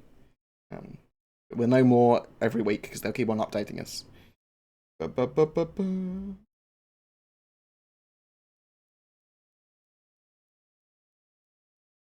I've watched your streams many times, but I just noticed you're multi-streaming. No, it does not. It's not in my contract. Thank you very much, though, Easy. They just want to know. Thank you very much, Kelsar. Love your fucking face. Jumpgate GMs did a lot of GM events. Anyone remembers? No. Oh no, oh no. Thank you for being here, by the way, Matt Sherman. I really fucking appreciate your you being here and answering questions and chatting. It's always appreciated. Get a Threadripper, Kelsar. Thank you. I will consider the Threadripper, genuinely. As soon as those 8700Ks are out, those Intel i7s, I will look at them, and I will compare them to the Threadripper, and I will get whatever suits my needs the best. It's as simple as that. Do you plan on buying an X1? I'll get some giveaways, definitely. The Explorer variant would probably be the variant I got if I'm getting one. Because I've got a Nox. I've got I love the Nox Q as well. And I've got Dragonflies. So I don't really need any of the other variants. I'm not a massive racing fan in the game. Although, if there's Destruction Derby-esque rallies and races in the future, then maybe I'll do a bit of racing. But the Explorer is the only one there that interests me because it's a little bit different from the others. So. Watching this stream with the Steam in-game browser thingy while playing Elite, will I get crucified? No, I think that's cool. that's very obscure. Do you think a rover will fit in the reworked Lancer Max? No. Unlikely. We never know until it's in our hands, but very unlikely. Bored, have you any idea on what kind of character you will be in the verse? I'm going to be I'm going to be lawful, neutral, kind of playstyle. I'm going to be an economy and industry player mostly, but I will do a bit of everything. The org that I run, which I say run because we're going to run it like a Roman forum, so I'm in charge, I suppose, of implementing things. when we vote on stuff, because everyone will have a vote that's part of the org, and everyone's votes weighted exactly the same. So literally, whatever we vote on more. We are going to be a private military organisation that is slightly anti-alien, more anti-vandal than anything else. Slightly anti-UEE, more because the UEE are just more dickish to the fringe worlds, and the idea is that we will patrol fringe worlds, and we'll try and capture alien ships and do that sort of stuff and operate industry on the fringe areas. I like high risk, high reward stuff for games, so that's what a lot of my videos will be about. Will we get our money that we purchased or bonuses in 3.0? What do you mean with UBC and stuff? Shouldn't get your... You can... No. I don't know what you mean, Sean, sorry. Anything that you've purchased on your account should be available in 3.0. Your UEC won't be available if you've bought UEC, because the game will be using Alpha UEC, which will be obtainable in-game. Will we see bikes with actual wheels? I think they've started talking about how cool it would be to have bikes with wheels.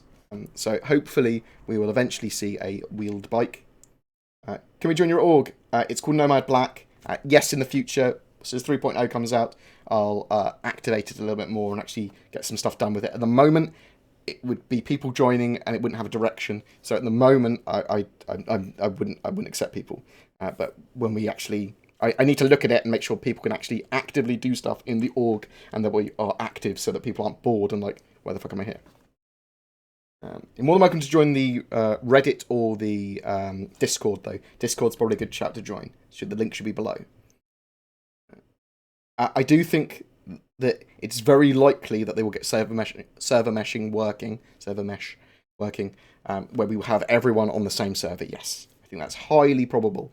It's potentially that they could run into problems and they have to split servers down a little bit more, but it would probably still be in the same God server. It would just be like lots of instances of 1,000 people if everyone's in the same area, and they'd still affect the main server with everything, but occasionally you wouldn't see everyone in the area and that sort of stuff. So I do think they'll probably get server meshing working, but we'll have to wait and see. Do you think, along with the change in atmosphere flight, we will have a better speeder bike, like driving for bikes? Nox at Gamescom. Yeah, oh yeah, they're definitely working on stuff like that. So I suspect that in the Evocati build, even, that the ground vehicles will operate significantly better than we saw in the Gamescom demo.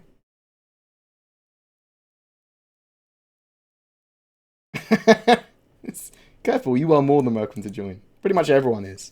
I might need to vet you slightly, because it's with a load of my IRL friends and some more hardcore gamers. I will trade with you. I will trade with everyone, as long as it's, you know, as long as we make money. Which version of each space bike is the best to buy if you could only buy one of each? Yeah, you could buy one of each. Well, the Dragonfly Yellow Jacket, because it would be more valuable. The Nox Q, because it would be more valuable, because they're both the more exclusive skinned versions. And then the Explorer variant, but in Scarlet Red of the X1.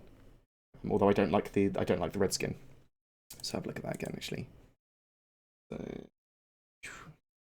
not a massive fan of the skin. This is the exclusive pre-purchase skin that you can get. And this is the Explorer. This is the Explorer skin.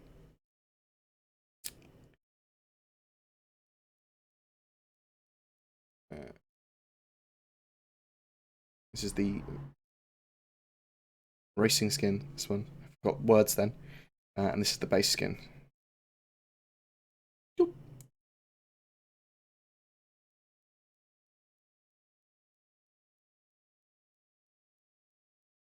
Items that you buy in 3.0 will not be permanent. So they will get wiped occasionally. And persistence is in though.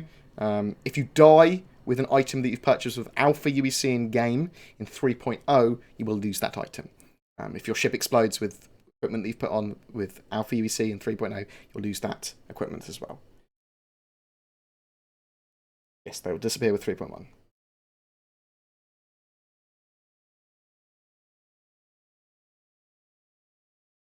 you will have so you'll I'm have gonna orgs buy of different so stuff. many And spaceships. thank you so What's much. the real eat-on in your opinion? What's the real ETA on 3.0 in my opinion? So quite genuinely, Evocati build any day now. I was expecting it this week, so I'm expecting it early next week now. And then I don't know how hardcore the bugs are going to be. Potentially it's relatively well polished, and we could potentially see 2 to 8 weeks we would see a live build. And I know that's a big gap of dates, but because it needs to be a big gap because it's really fucking hard to call. I think they want to have it done by Citizencon, but it's much more likely that they'll, at best, have an early PTU wider build out by Citizencon. But I don't know is the issue. I can give educated guesses, but it is pretty much out my ass because there's too many variables. So you are going to have orgs for different things. Some will be metagamey, some will be for racing, some will be for roleplay, some will be for elitist dicks, whatever. So just join an org for what you want to play. The people are going to have totally different play styles. So.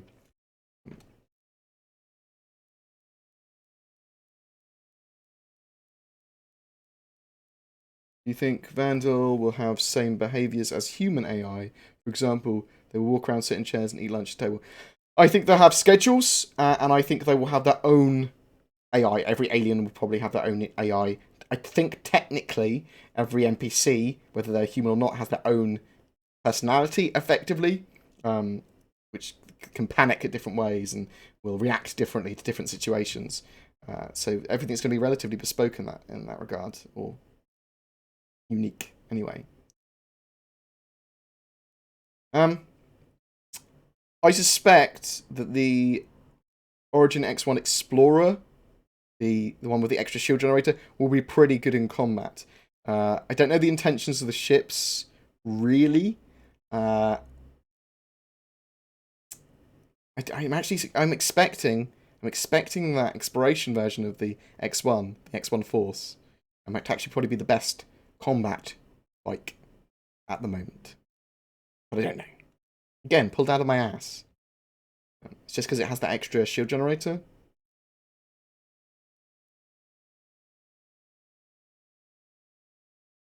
How you will save the items in 3.0?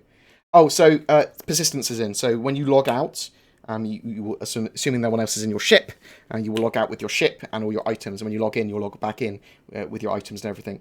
I suspect there will be you'll be able to put items in ships. I suspect you'll also be able to put items in some of the stations and areas, and they'll be there when you come back. Your ships, once you land them on a landing pad, may despawn with the air traffic controller system. So you land in a safe place, your ship will be despawned by the air traffic control system, but when you spawn it again, it will have whatever you had in there. So if you had a Nox bike in there, if you had cargo in there, if you had weapons in there, it spawn back in there. There is persistence in 3.0. The website is supposed to be receiving updates within the next month or two. So that's going to be the new ship stats. That's going to be accurate ship stats. Because at the moment, we've got a load of, incorrect things on there, which is annoying. And it has been a big bone of contention with me. Because that's the sort of stuff I want to push for, that they don't do stuff wrong.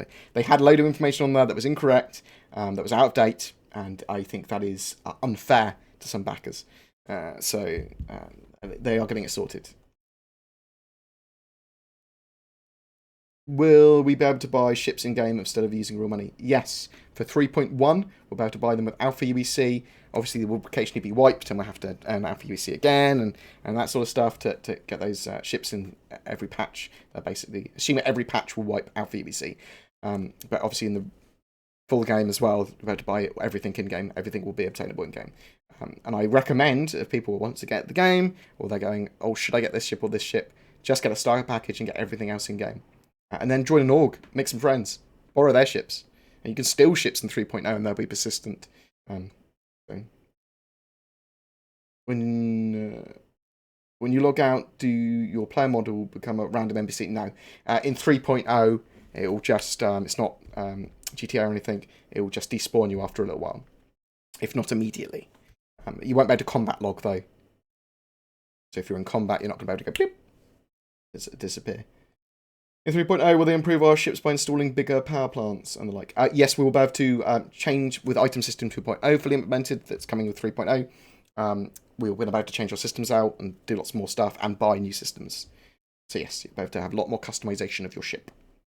Not 3.0 related, with the Mustang variants, what do you imagine they will change on the beta, and how do you think the ship will be overall? Well, Matt Sherman said in a chat earlier, or the other day, that the original Mustang beta had some issues, basically, and was functionally very buggy. So I suspect that still be an explorer ship. They might need to make it bigger if they want to have a living area in there. They might scrap the living area.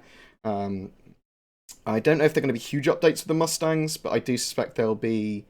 they need some work, those Mustangs, don't they? They need to make it a reasonable explorer, but it's like a starter explorer ship. Like I said, 315p has a tractor beam and has some other uses. It's going to be interesting for finding things, but the Mustang, just having the living area was a bit odd. So I don't 100% know. I do think they're working on the Origin ships more because of Squadron 42. Not necessarily, no. Don't think it has any correlation necessarily. In 3.0, will the ship insurance deductions costs be the same? I suspect that's all been reworked, or had some rework, that ship claim and insurance system for 3.0. But yeah, there'll certainly be, if you can pay to have your ship expedited returned to you, insurance-wise, if you make an insurance claim, or you can wait for a certain amount of time and get it. We can buy items in 3.0, yes. Ship items, ship systems, new weapons, new armor for our characters and stuff as well as for ships. For 3.1, we can buy ships. Yes, so in 3.0, there will be boarding. So there'll be ship locking, so you can get on board your ship and go, I'm locking this. No one else can get on there now. But there's also going to be breaching of some kind now, so people will eventually be able to get into your ship. Now, I'm not sure if this is going to be hacking a door, like beep, beep, beep, beep, little keypads. I'm not sure if it's going to be a hand welding tool welding through. I'm not sure if it's going to be an explosive device, or you have to shoot the door, or whatever. But there is going to be some sort of boarding and breaching, all for 3.0. Not looking to remove any functionality off the Mustang beta. Thank you very much for this match, by the way. Just looking to clean up the general shape, flow, interactions with the ship. Yes, the ship definitely had some problems. It was quite a small, compact ship as well to have a living area. Cool. So they're going to make it functional and flow. What do you think of having a Herald with an Explorer team for getting data... selling point fast or scanning unknown areas, or you think maybe 2 explorer ships will team up better? It depends on exactly what you're doing, to be honest, Topher. Your way of writing and my dyslexia do not mix well for me reading, so I apologise if I'm butchering your words. Yeah, Dare and Herald might work for exploration. A Dare and a Terrapin and a Herald. If you're doing some form of info running, or you need to get information to somewhere else very quickly after scanning, then potentially, yeah, the Herald would be a good shout to team up with. Those kind of mechanics haven't been fleshed out yet, so we just don't know. We can only speculate. With regards to ship stats, do you know about Star Citizen DB? Yeah, so that's Rogue Squadron people, isn't it? Resources kept up to date with ship and item stats pulled from in-game files. Yeah, I think that Malagos will still do that.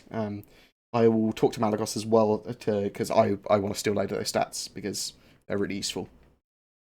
And he does a good job with them there. They're very min-max, they're very meta, but I want to cover that side of the game as well.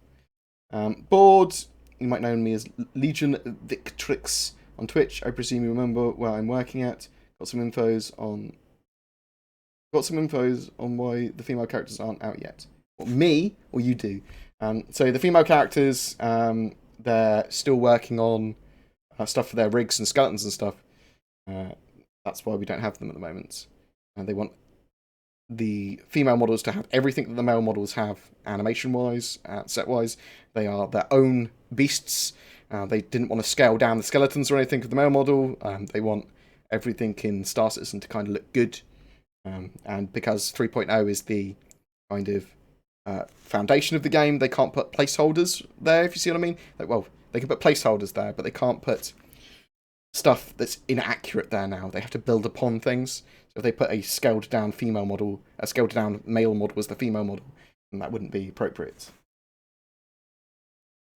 We were talking about the female models the other day in the town hall. We don't know how slavers and bounty hunting is going to work yet. I'm looking forward to bounty hunting stuff. I'm not sure how slavery is going to work at all, though.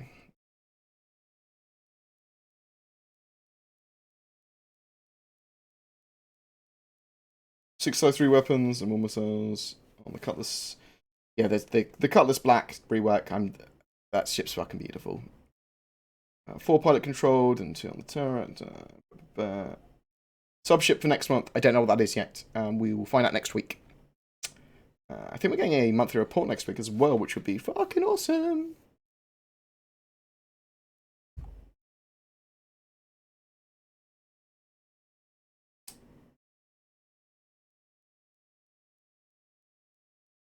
With regards to the ship stats, now we've already read that.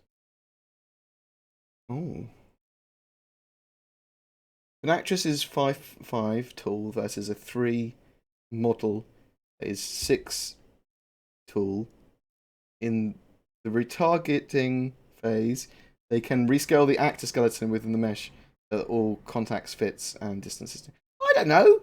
I just know that they said they want the women to look like women when they were around.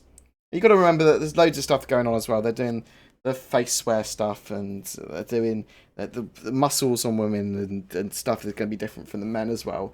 So I just assumed that it was because they wanted the foundations to be perfect for each of the things they do. We'll get female models in, but they're just not in for 3.0. We thought they were going to be as well, but they were not. And any ground bikes fit in the Avenger Titan? Don't know. I don't know what the smallest one is at the moment either. I think probably the Nox is probably the smallest. We'll have to give it a go when 3.0 comes out. I had to go through this.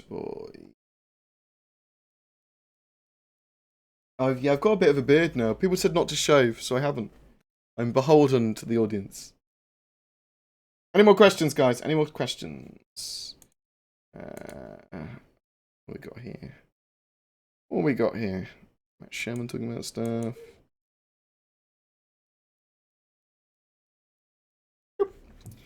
But yeah, we had zero bugs earlier, a couple of days ago. Now they got 5, just because of instability issues before we get the Evocati. So potentially we could have the Evocati build any day. This goes on sale tonight, the X1, although the pre-sale is currently on as well now. If you do want to have a look at the pre-sale, it is here. I'll link it for you. A lot of people will be using these for LTI tokens.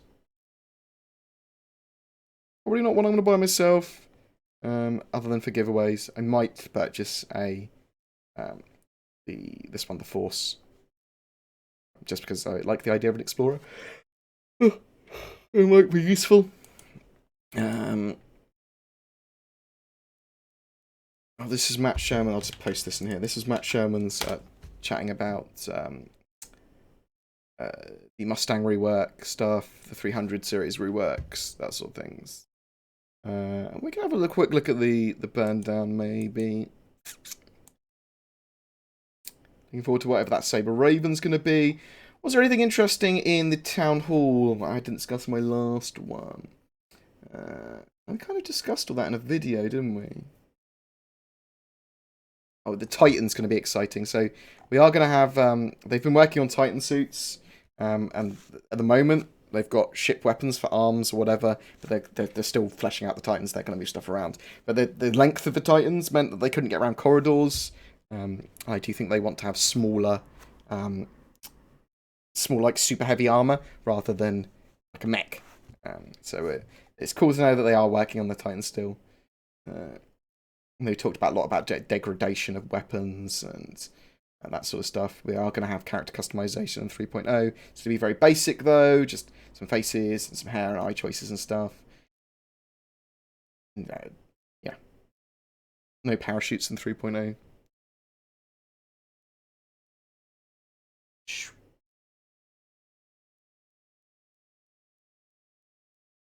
Well, the Colourless Black's had heavy rework, so it's got lots of big guns, mate. Lots of big guns.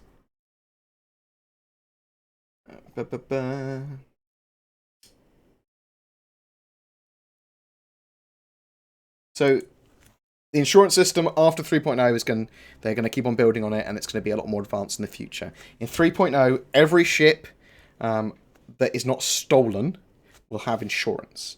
So if a ship gets stolen, the player that originally had it will obviously be able to take out an insurance claim. But you'll be able to put an insurance claim onto any of your ships that you own.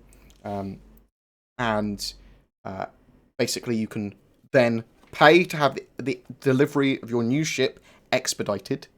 So it will come to you quicker. Bam, you can pay. Or you can wait. And I believe it will, like it does at the moment, tick down the amount that it costs to have it expedited. And eventually it will be free. If you keep on losing ships, doesn't matter what ship you lose your premiums will go up. So effectively, you'll have to pay more to have ships expedited if you keep on losing them. If someone steals your ship, you can still claim your ship back, but it doesn't despawn the ship that's been stolen. That player will have physical ownership of the ship they've stolen. If you go to a safe landing zone or a lawful landing zone, and you land your ship there, that ship will be taken away from you. Potentially, if security see you, it will mark you as a criminal, that sort of stuff. But yeah, and that's basically how 3.0 insurance system is going to work. Every ship has the same level of insurance. In the future, there'll be various different types of insurance, and you'll have to make sure that your ship has insurance before you go out, otherwise you could potentially lose it. You'll be able to insure weapons and equipment as well, because in 3.0, when you lose any equipment that's on a ship, when you lose your ship, all that equipment gets effectively destroyed unless it was bought with real money, I suppose. In which case you wouldn't lose it; it would still be in your hangar, and you could put it back on your ship. But anything that you've bought with Alpha UBC in game, when that ship's destroyed, it's lost. But rebuy it again.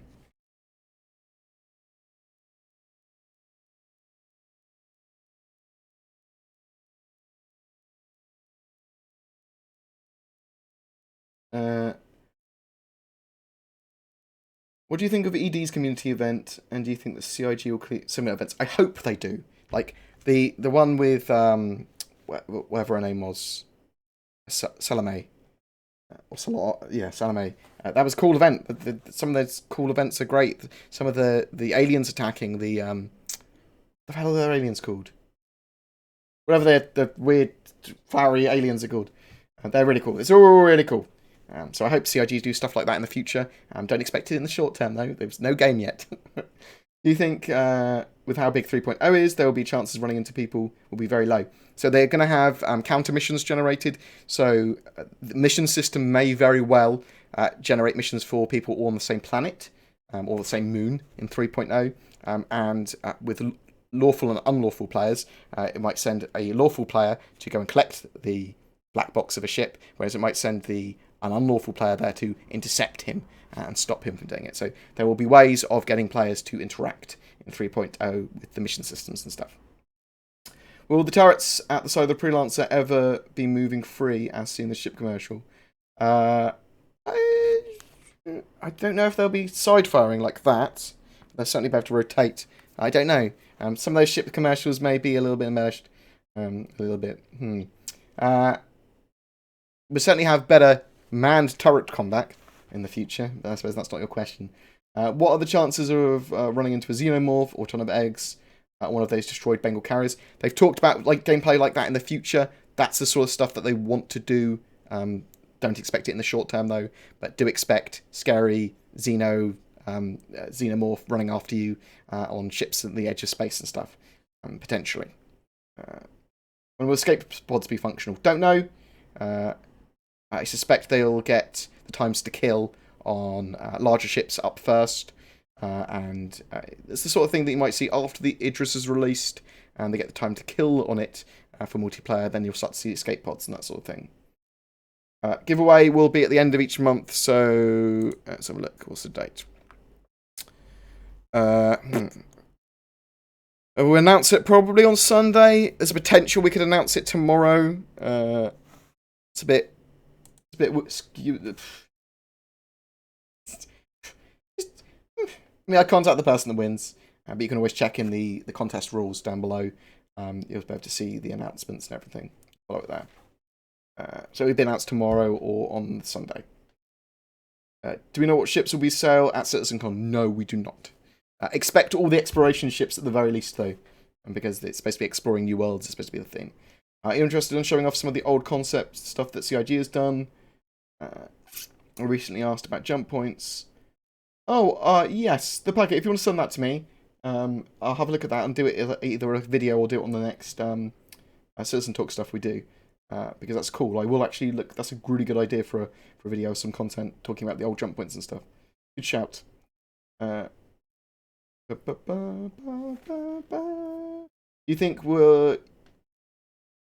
Already had that one. You anticipate your org joining or leading a lot of inter-org community events there will be some stuff we do for 3.0. I'll probably be getting involved with some other orgs for 3.0 events. Definitely in 1.0 live, and probably just in beta in general. We'll be doing lots of stuff with my org. Might activate it for 3.0, but I'll definitely be doing lots of stuff for 3.0 and lots of community stuff. We'll definitely stuff that we can do all together if people want to join. Raids on vandal ships, for locations, social gatherings. Yeah, all that sort of stuff for 3.1 for 1.0 for the actual live build. For 3.0, we'll see what's available and see how easy it is to get into a game and see how many players are available to do that with. Anyone seen a price per shipping game? Anyone seen a price per shipping game is coming in 3.1? Oh, no. So they probably haven't worked out exactly how much they want to charge for everything in game for 3.1. 3.0 will probably help them set the prices for ships in 3.1. No new info about the Polaris at the moment. So they've detailed some of the X1 variants. I'll go over them very quickly again. You've got the base model, which has some sizable weapons. I believe it's 2. Could just be 1, but I believe it's 2. They've got the racing variant, which is lighter and has no weapons, and will be for racing. You have the Force, the X1 Origin Force, which is supposed to be the exploration version, I believe, and has a slightly elongated body for an extra shield generator, and has weapons. And there's also a skin, the Scarlet Skin as well.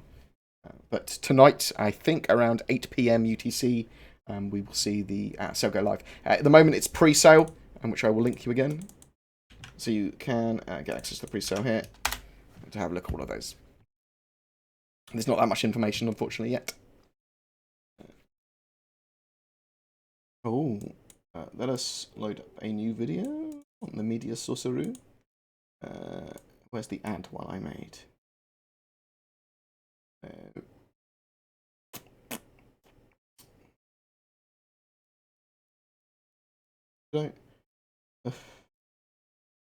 I am the worst.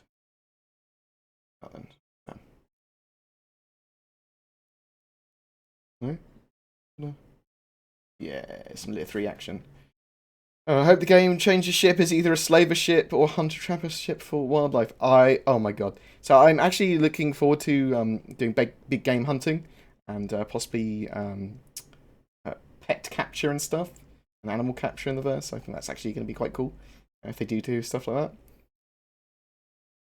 that. So there's going to be faster animations for getting it in and out of your pilot seat as well. I think some of them are coming in 3.0 actually.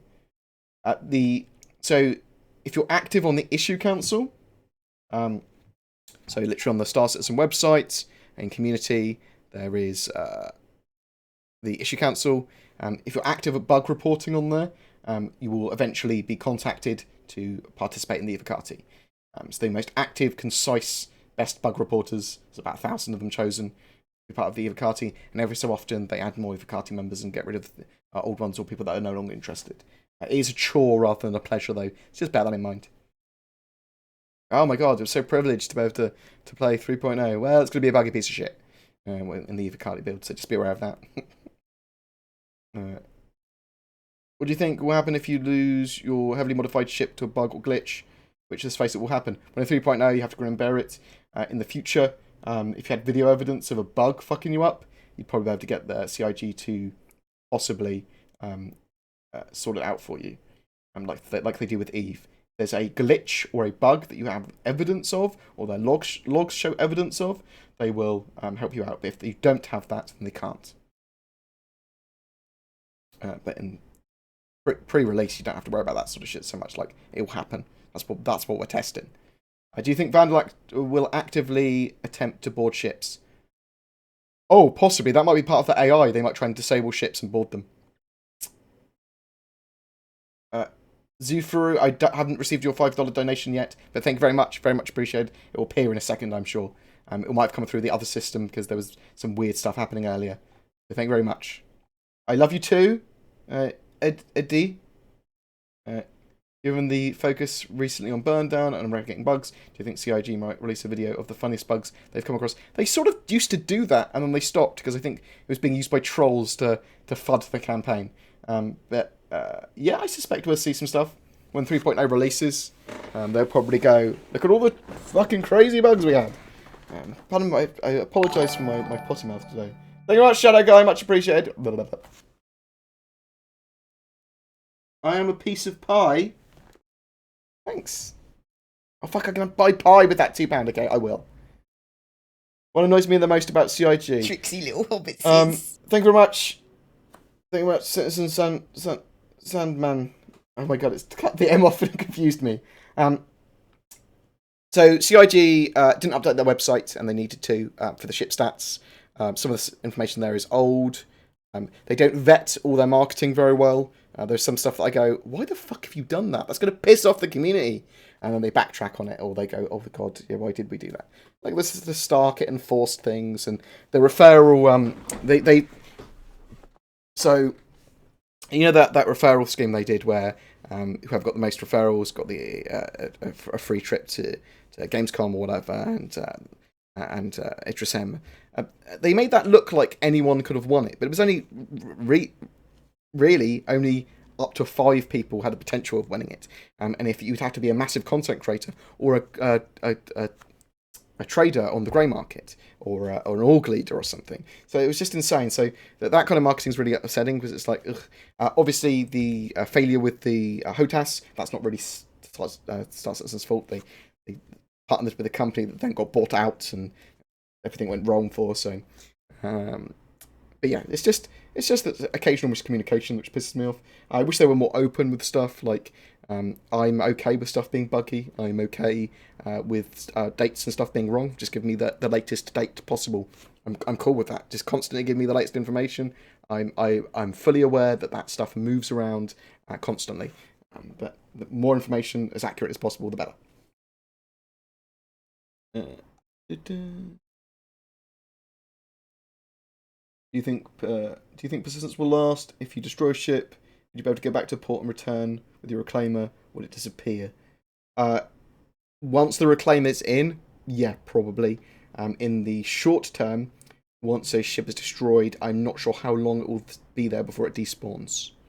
It might stay there until it's claimed on insurance. It might despawn after an hour. It might despawn after 5 minutes. I don't know. The game changer is specifically a ship. And it's a big civilian job.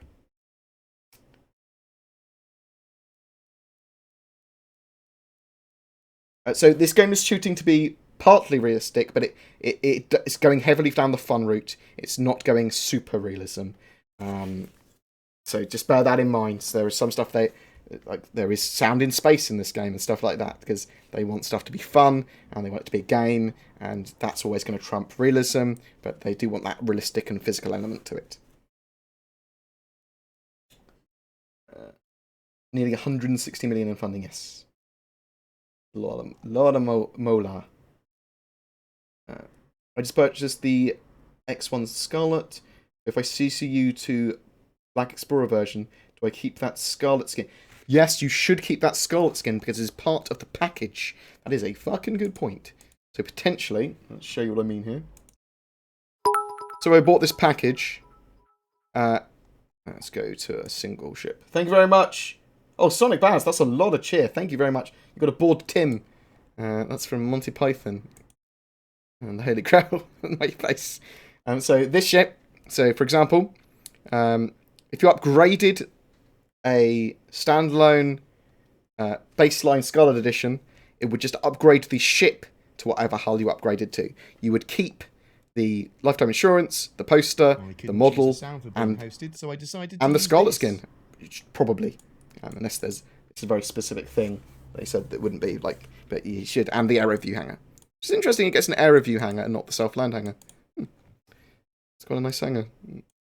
But yeah, it's potentially a very cool lifetime insurance token because it comes with some extra stuff that you wouldn't normally get.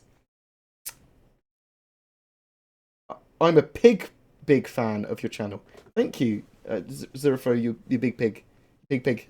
Thank you, appreciate it. The time is 25. I'll go for a few more minutes before I need to eat. Are there any building mechanics in the future? Yes. There's going to be base building. There's going to be stuff that outposts can do. They're going to be functional, like mining outposts, science outposts. You'll be able to use drugs, use hangars there, have them as storage. There's going to be lots to do with that. Don't know exactly what and how it's going to 100% work, but that is the intention. Will there be possibility to have shifts on your map with friends if I go to sleep? Yeah, that is 100% what they plan to do in the future. There's going to be beds on your ship. Your ship wouldn't despawn unless everyone is asleep in a bed. So yeah, you could do shifts and stuff with your buddies. You anticipate a ton more updates maybe in a weekly basis with the Delta Patcher? I do. So with the Delta Patcher, they should be able to give hotfix updates, give balance updates, fixes, and stuff like that significantly more quickly. Wham, bam, bam. Should help with the PTU builds, should help with all the testing, and that sort of stuff as well. Matt Sherman has stated multiple times on this channel when I get very excited about how they might use the Delta Patch and like, we're going to get content super quick. He's like, no, there's still a process that we have to go down. Still a bug fixing process. We still have to make sure everything works. Making even the smaller ships, it can't just be chucked into the game. So yes, I do suspect we will get content quicker. That's not just because of the Delta Patcher. That's because of 3.0 being the foundation of the game. So yes, we will get content most certainly quicker, and the Delta Patcher does allow the potential to have it very quickly, but we'll have to wait and see. But definitely with the smaller updates, yeah, bug fixes, issues, the balance changes, all that sort of jazz, they can put in really easily. No, it's only 5 PM here, not 5 AM. I'm only tired because I napped before my stream and I had food poisoning the other day.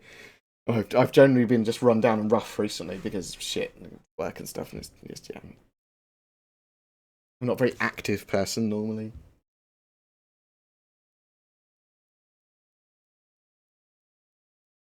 It's specifically, so Game Changers is the nickname that Ben gave it, and it's kind of run a mile, and he's probably got in trouble for it now. But it's mechanically adding to the game, or yes, mechanically adds to the game of some that they haven't got a ship for yet. If you see what I mean, that's why it's a game changer.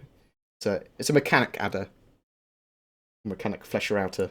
You think there will be a space in our hangars for storing raw material? Yes, but not in 3.0. It will almost certainly just be on your ships. 3.0. Yeah, it will be just on your ships, the 3.0. As of constructing buildings, will there be a designated area, or can you build planet-wide? I don't know, Arnold. I don't know at all. They probably don't know either. We'll find out as soon as they start discussing the construction mechanics in more detail, and the base building mechanics and stuff in more detail, we'll know more.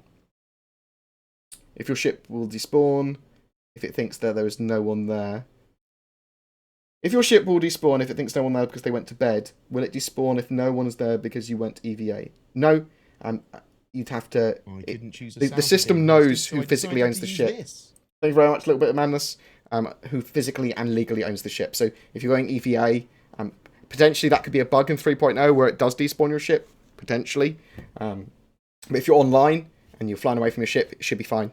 It should stay there indefinitely, I would suspect, whether that be 3.0 or final release. In final release, stuff should be a lot more persistent. Like, stuff will probably be despawned after a certain amount of time, but a lot longer and a lot more sensibly. Stuff that... So, if you've got to worry about gameplay, like, oh, what if this doesn't work like this, or this shit thing happens? Well, a lot of that stuff will be fixed. Almost all of it will be fixed. If you go, oh, but what if it despawns my ship when I fly away? That's not going to happen in full release of the game. The stuff's going to be sorted out. But it's good that we're asking these questions, because we need to make sure that CIG have them in mind as well. That I'm sure they are. Which do you think's the coolest out of the Nox Q, the Dragonfly Yellow Jacket, or the X1 Scarlet? I think... I'm not a massive fan of the Scarlet Skin, so... not the X1 Scarlet. The Q and the Dragonfly Yellow Jacket are both cool. I think I prefer the Yellow Jacket. I love that colour of yellow. And I like the utility, the idea of the bike. Like, if I've got a bike, I either want it to be useful for exploration, or have the ability to pick some items up when I'm driving around on it. So the Dragonfly has got a little bit of cargo space if you don't have the second player on there. That's cool. And also it has room for a second player. That's fucking great. So Broccoli in general at the moment, I'm quite bored by all other games. Like, I'm going to be playing some Eve Valkyrie, because they put the cross-platform, cross-reality now, so I can play it on Steam with my Oculus, or just on my monitor, which is going to be cool. I'm looking forward to Destiny 2, and there's some updates for Don't Starve and stuff that I'm looking forward to. So there's some cool games coming out in a minute, pretty soon. There is a cool-looking VR space game called Beyond the Suns? No, the Sun. Bear with me 1 second, guys. I must have bookmarked this. IKEA saved our lives. That is not. From Other Suns. Fucking win. So, there's this VR game that looks really cool. Let me show you a video of it.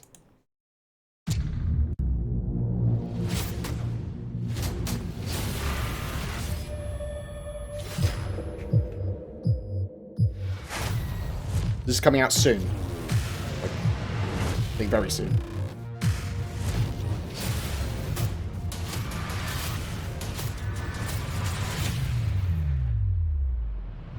Wait, where'd you get those? Check out these guns.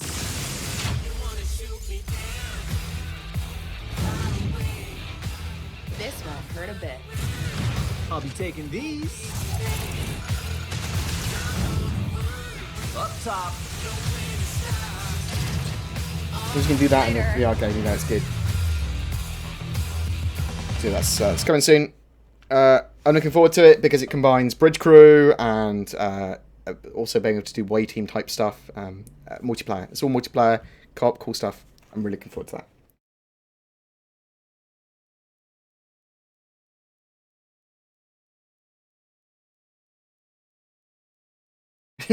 Daimar was a globe. Where's the curvature? Hashtag flat Daimar. Oh shit. Oh my god, he's a flat Daimarist. Sorry if I missed this. Will my 600i Explorer come with an X1? If it said it comes with an X1, it does. I think it came in the package. Now, if you bought a package that contained the 600i and the X1, it was stated in that package, then yes. The 600i Explorer, as standard, comes with a Origin rover, which is yet to be revealed. There was a big package that you could buy with like the 600i and loads of other ships and an X1. That was a separate package. Let's say me and a friend both went to bed in my own ship. It's despawned. If my friend comes back online, can he still fly in my ship? He should be able to. It should spawn your ship back in, because he would have had some form of ownership of that ship as well, I think. I'm not sure if that will work for 3.0. That is something I will be testing immediately in Evocati. There's a couple of things that I've got already in my mind, like I want to test this, and that's one of those things. Thank you very much for all the love. Like, I really appreciate. Like, thank you. I think January 2018 is very pessimistic for a live build, potentially. It's going to be 2.6.4 instead. Yeah. Oh, fuck you. Do you think it'd be harder to fly in Aurora in atmosphere than an Avenger? Yes, I think it would be hard to fly in Aurora compared to an Avenger in atmosphere, yes. Some of the ships are just going to be better in atmosphere flight because of their aerodynamics. I've got Pulsar Lost Colony, Pulsar Lost Colony. Yeah, it was very fun. Very fun. I only played it a few times, actually. That works in VR as well, doesn't it? Right, we've got any more questions? 2.6.3 is out.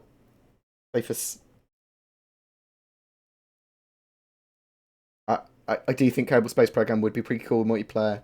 It's a different genre from Star Citizen, though. Secretly playing Evocati in the background. Oh my fucking... 2.5 is out. Any more questions, guys, before I go eat? Give you a couple of minutes. Oh, so for the weekend, I've got planned probably a ship buyer's guide. Potentially, I could wait for the ship buyer's guide until we have the FAQ later in the week. So I could either do a ship buyer's guide or a ship buyer's guide, and then the FAQ, whatever. What do people want? I'll do whatever. Then we have the news tomorrow. Well, it's not really news. It's any other headlines that I missed today in my little news episode that I did earlier. And also we'll be looking at what all the studios have done over the last week. All the bugs they fixed and what they've been up to and all that sort of jazz. So, yeah. What are we doing on Sunday? I might have a look at some different VR games. Might play some Star Citizen. I've got some plans to do some particular videos. Let's see, what have I got on the agenda? Relay did a interview with the Faceware guys, so I want to do a all we know about Faceware and Faceover IP stuff, because there's a lot of info that's actually been disseminated across the internet over the last few weeks. You can't see that on my screen, can you? Thank fuck. Secret project.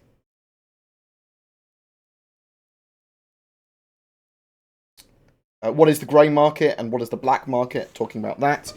Talking about if people do want to use those services, the best precautions and what risks to look out for there. What else? That's mainly it for this weekend and early next week. Question, just got back from work meeting. Did you say...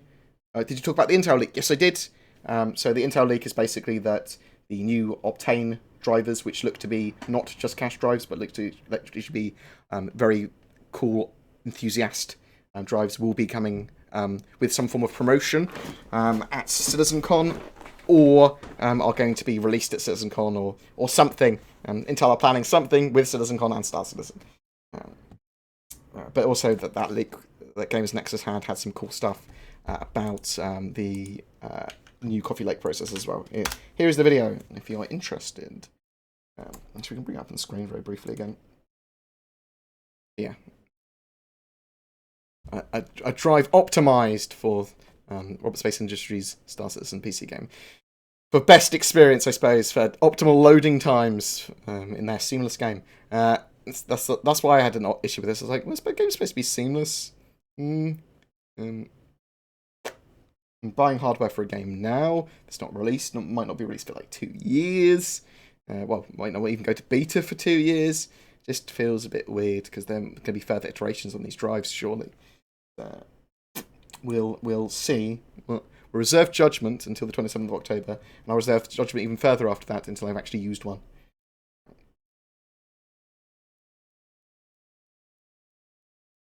No, John, I have no idea. But I will put that in my set of questions to find out. Any other questions? I fucking love you guys. Thank you so much. Like, I didn't realise so many people were going to be donating today or subscribing and donating loads of bits as well. Jeez, that's not even a thing that this is accounted for in this. But that was insane. Like, yeah, I'm not sure what else we need, if anything, for recording and streaming. And I will take down donation goals if there's nothing else we need. Potentially we could get more RAM. Potentially we could get that cool this. I'll show you what I'm talking about. It's called Case, and then we could do content with it. So I could use it for showing off hardware and some cool stuff for Star Citizen. Because everything I do will either have a Star Citizen or a VR kind of vibe or whatever. Even if it's hardware or whatever. Hosted, so I decided to use there was these cool M cables that they've been talking about recently as well that literally have, it's a cable that you put from your PC to your monitor, which have an anti-aliasing chip in, which doesn't add any lag or less than a millisecond of lag to your processing of your monitor picture, but makes the picture quality significantly better, especially at lower resolutions. But I'm hopefully getting one of those to test it out with Star Citizen and VR. There's lots of cool stuff, but a lot of stuff I get for free. It's just a lot of like new processors and stuff I don't. But with that cash, getting a new processor, waiting for the 8700Ks to come out, and then deciding between that and the Threadripper, we'll grab a motherboard, might grab some more RAM, probably grab an Optane driver now as well on the 27th of October, just so I can review it.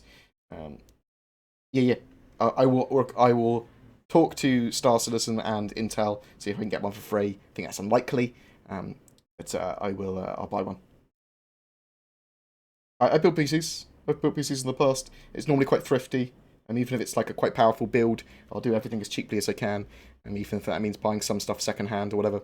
I'm a thrifty motherfucker.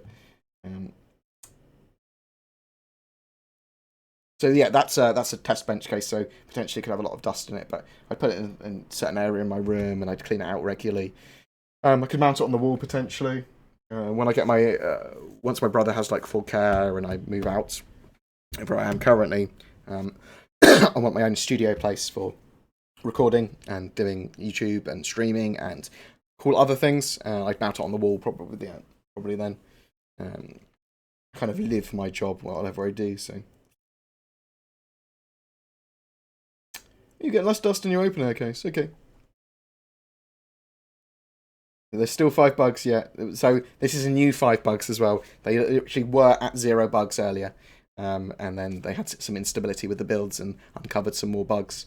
But they'll have Evocati test candidates every day probably. And today or Monday or Tuesday, they could go to a release for Evocati quite genuinely. So that's very exciting. So much, guys. Let's see who else is streaming, actually. Twitch, BoredGamer. I like this guy. This guy's pretty good. Let's get through here before we hear my own voice. Who is streaming? Got Ubernerd. Got Captain Kim. Who else is actually online? Got Mighty Wrath. A bit Dan Giesling.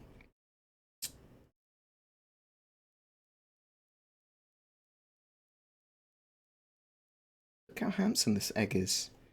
We'll jump into Uberned's stream because he's got a raffle on. He might be able to win something.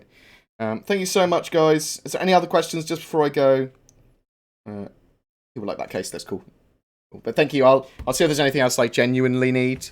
I think there fucking is though. I might find something. I'll try and find something for a donation goal. But thank you so much. It's been amazing. You guys are awesome. I will be streaming again, possibly tonight, but it'll be for a VR game or something multiplayer. And over the weekend, we'll be doing some more cool VR stuff. But I'll get another Star Citizen talk out on Sunday, probably. Unless I'm bored tomorrow, if I get all my work done. Because there's loads of videos I want to do, including a secret video. Then yeah. We'll definitely do some more Star Citizen talk. Thank you very much for joining. Thank you for all the subs. Thank you for all the sponsors. Thank you for all the fucking donations. Jesus, guys. The cheer as well. That's not even calculated into those. Oh my god, more. It's more subs. But yeah, it's been awesome. You guys are great. I'm gonna go eat. Love you. It's Uberned. Make sure he's not like finishing or something. Luck modifier. So yeah, he's not finishing. That's good. Bam, bam. It's the guy we're going to go raid. Give him some fucking love. Do like spam emotes or something. People love it when you spam emotes, don't they? Love you guys. You take care. Mwah. Oh, you fucking legends. Fucking legends. I will check my Spectrum. Will do.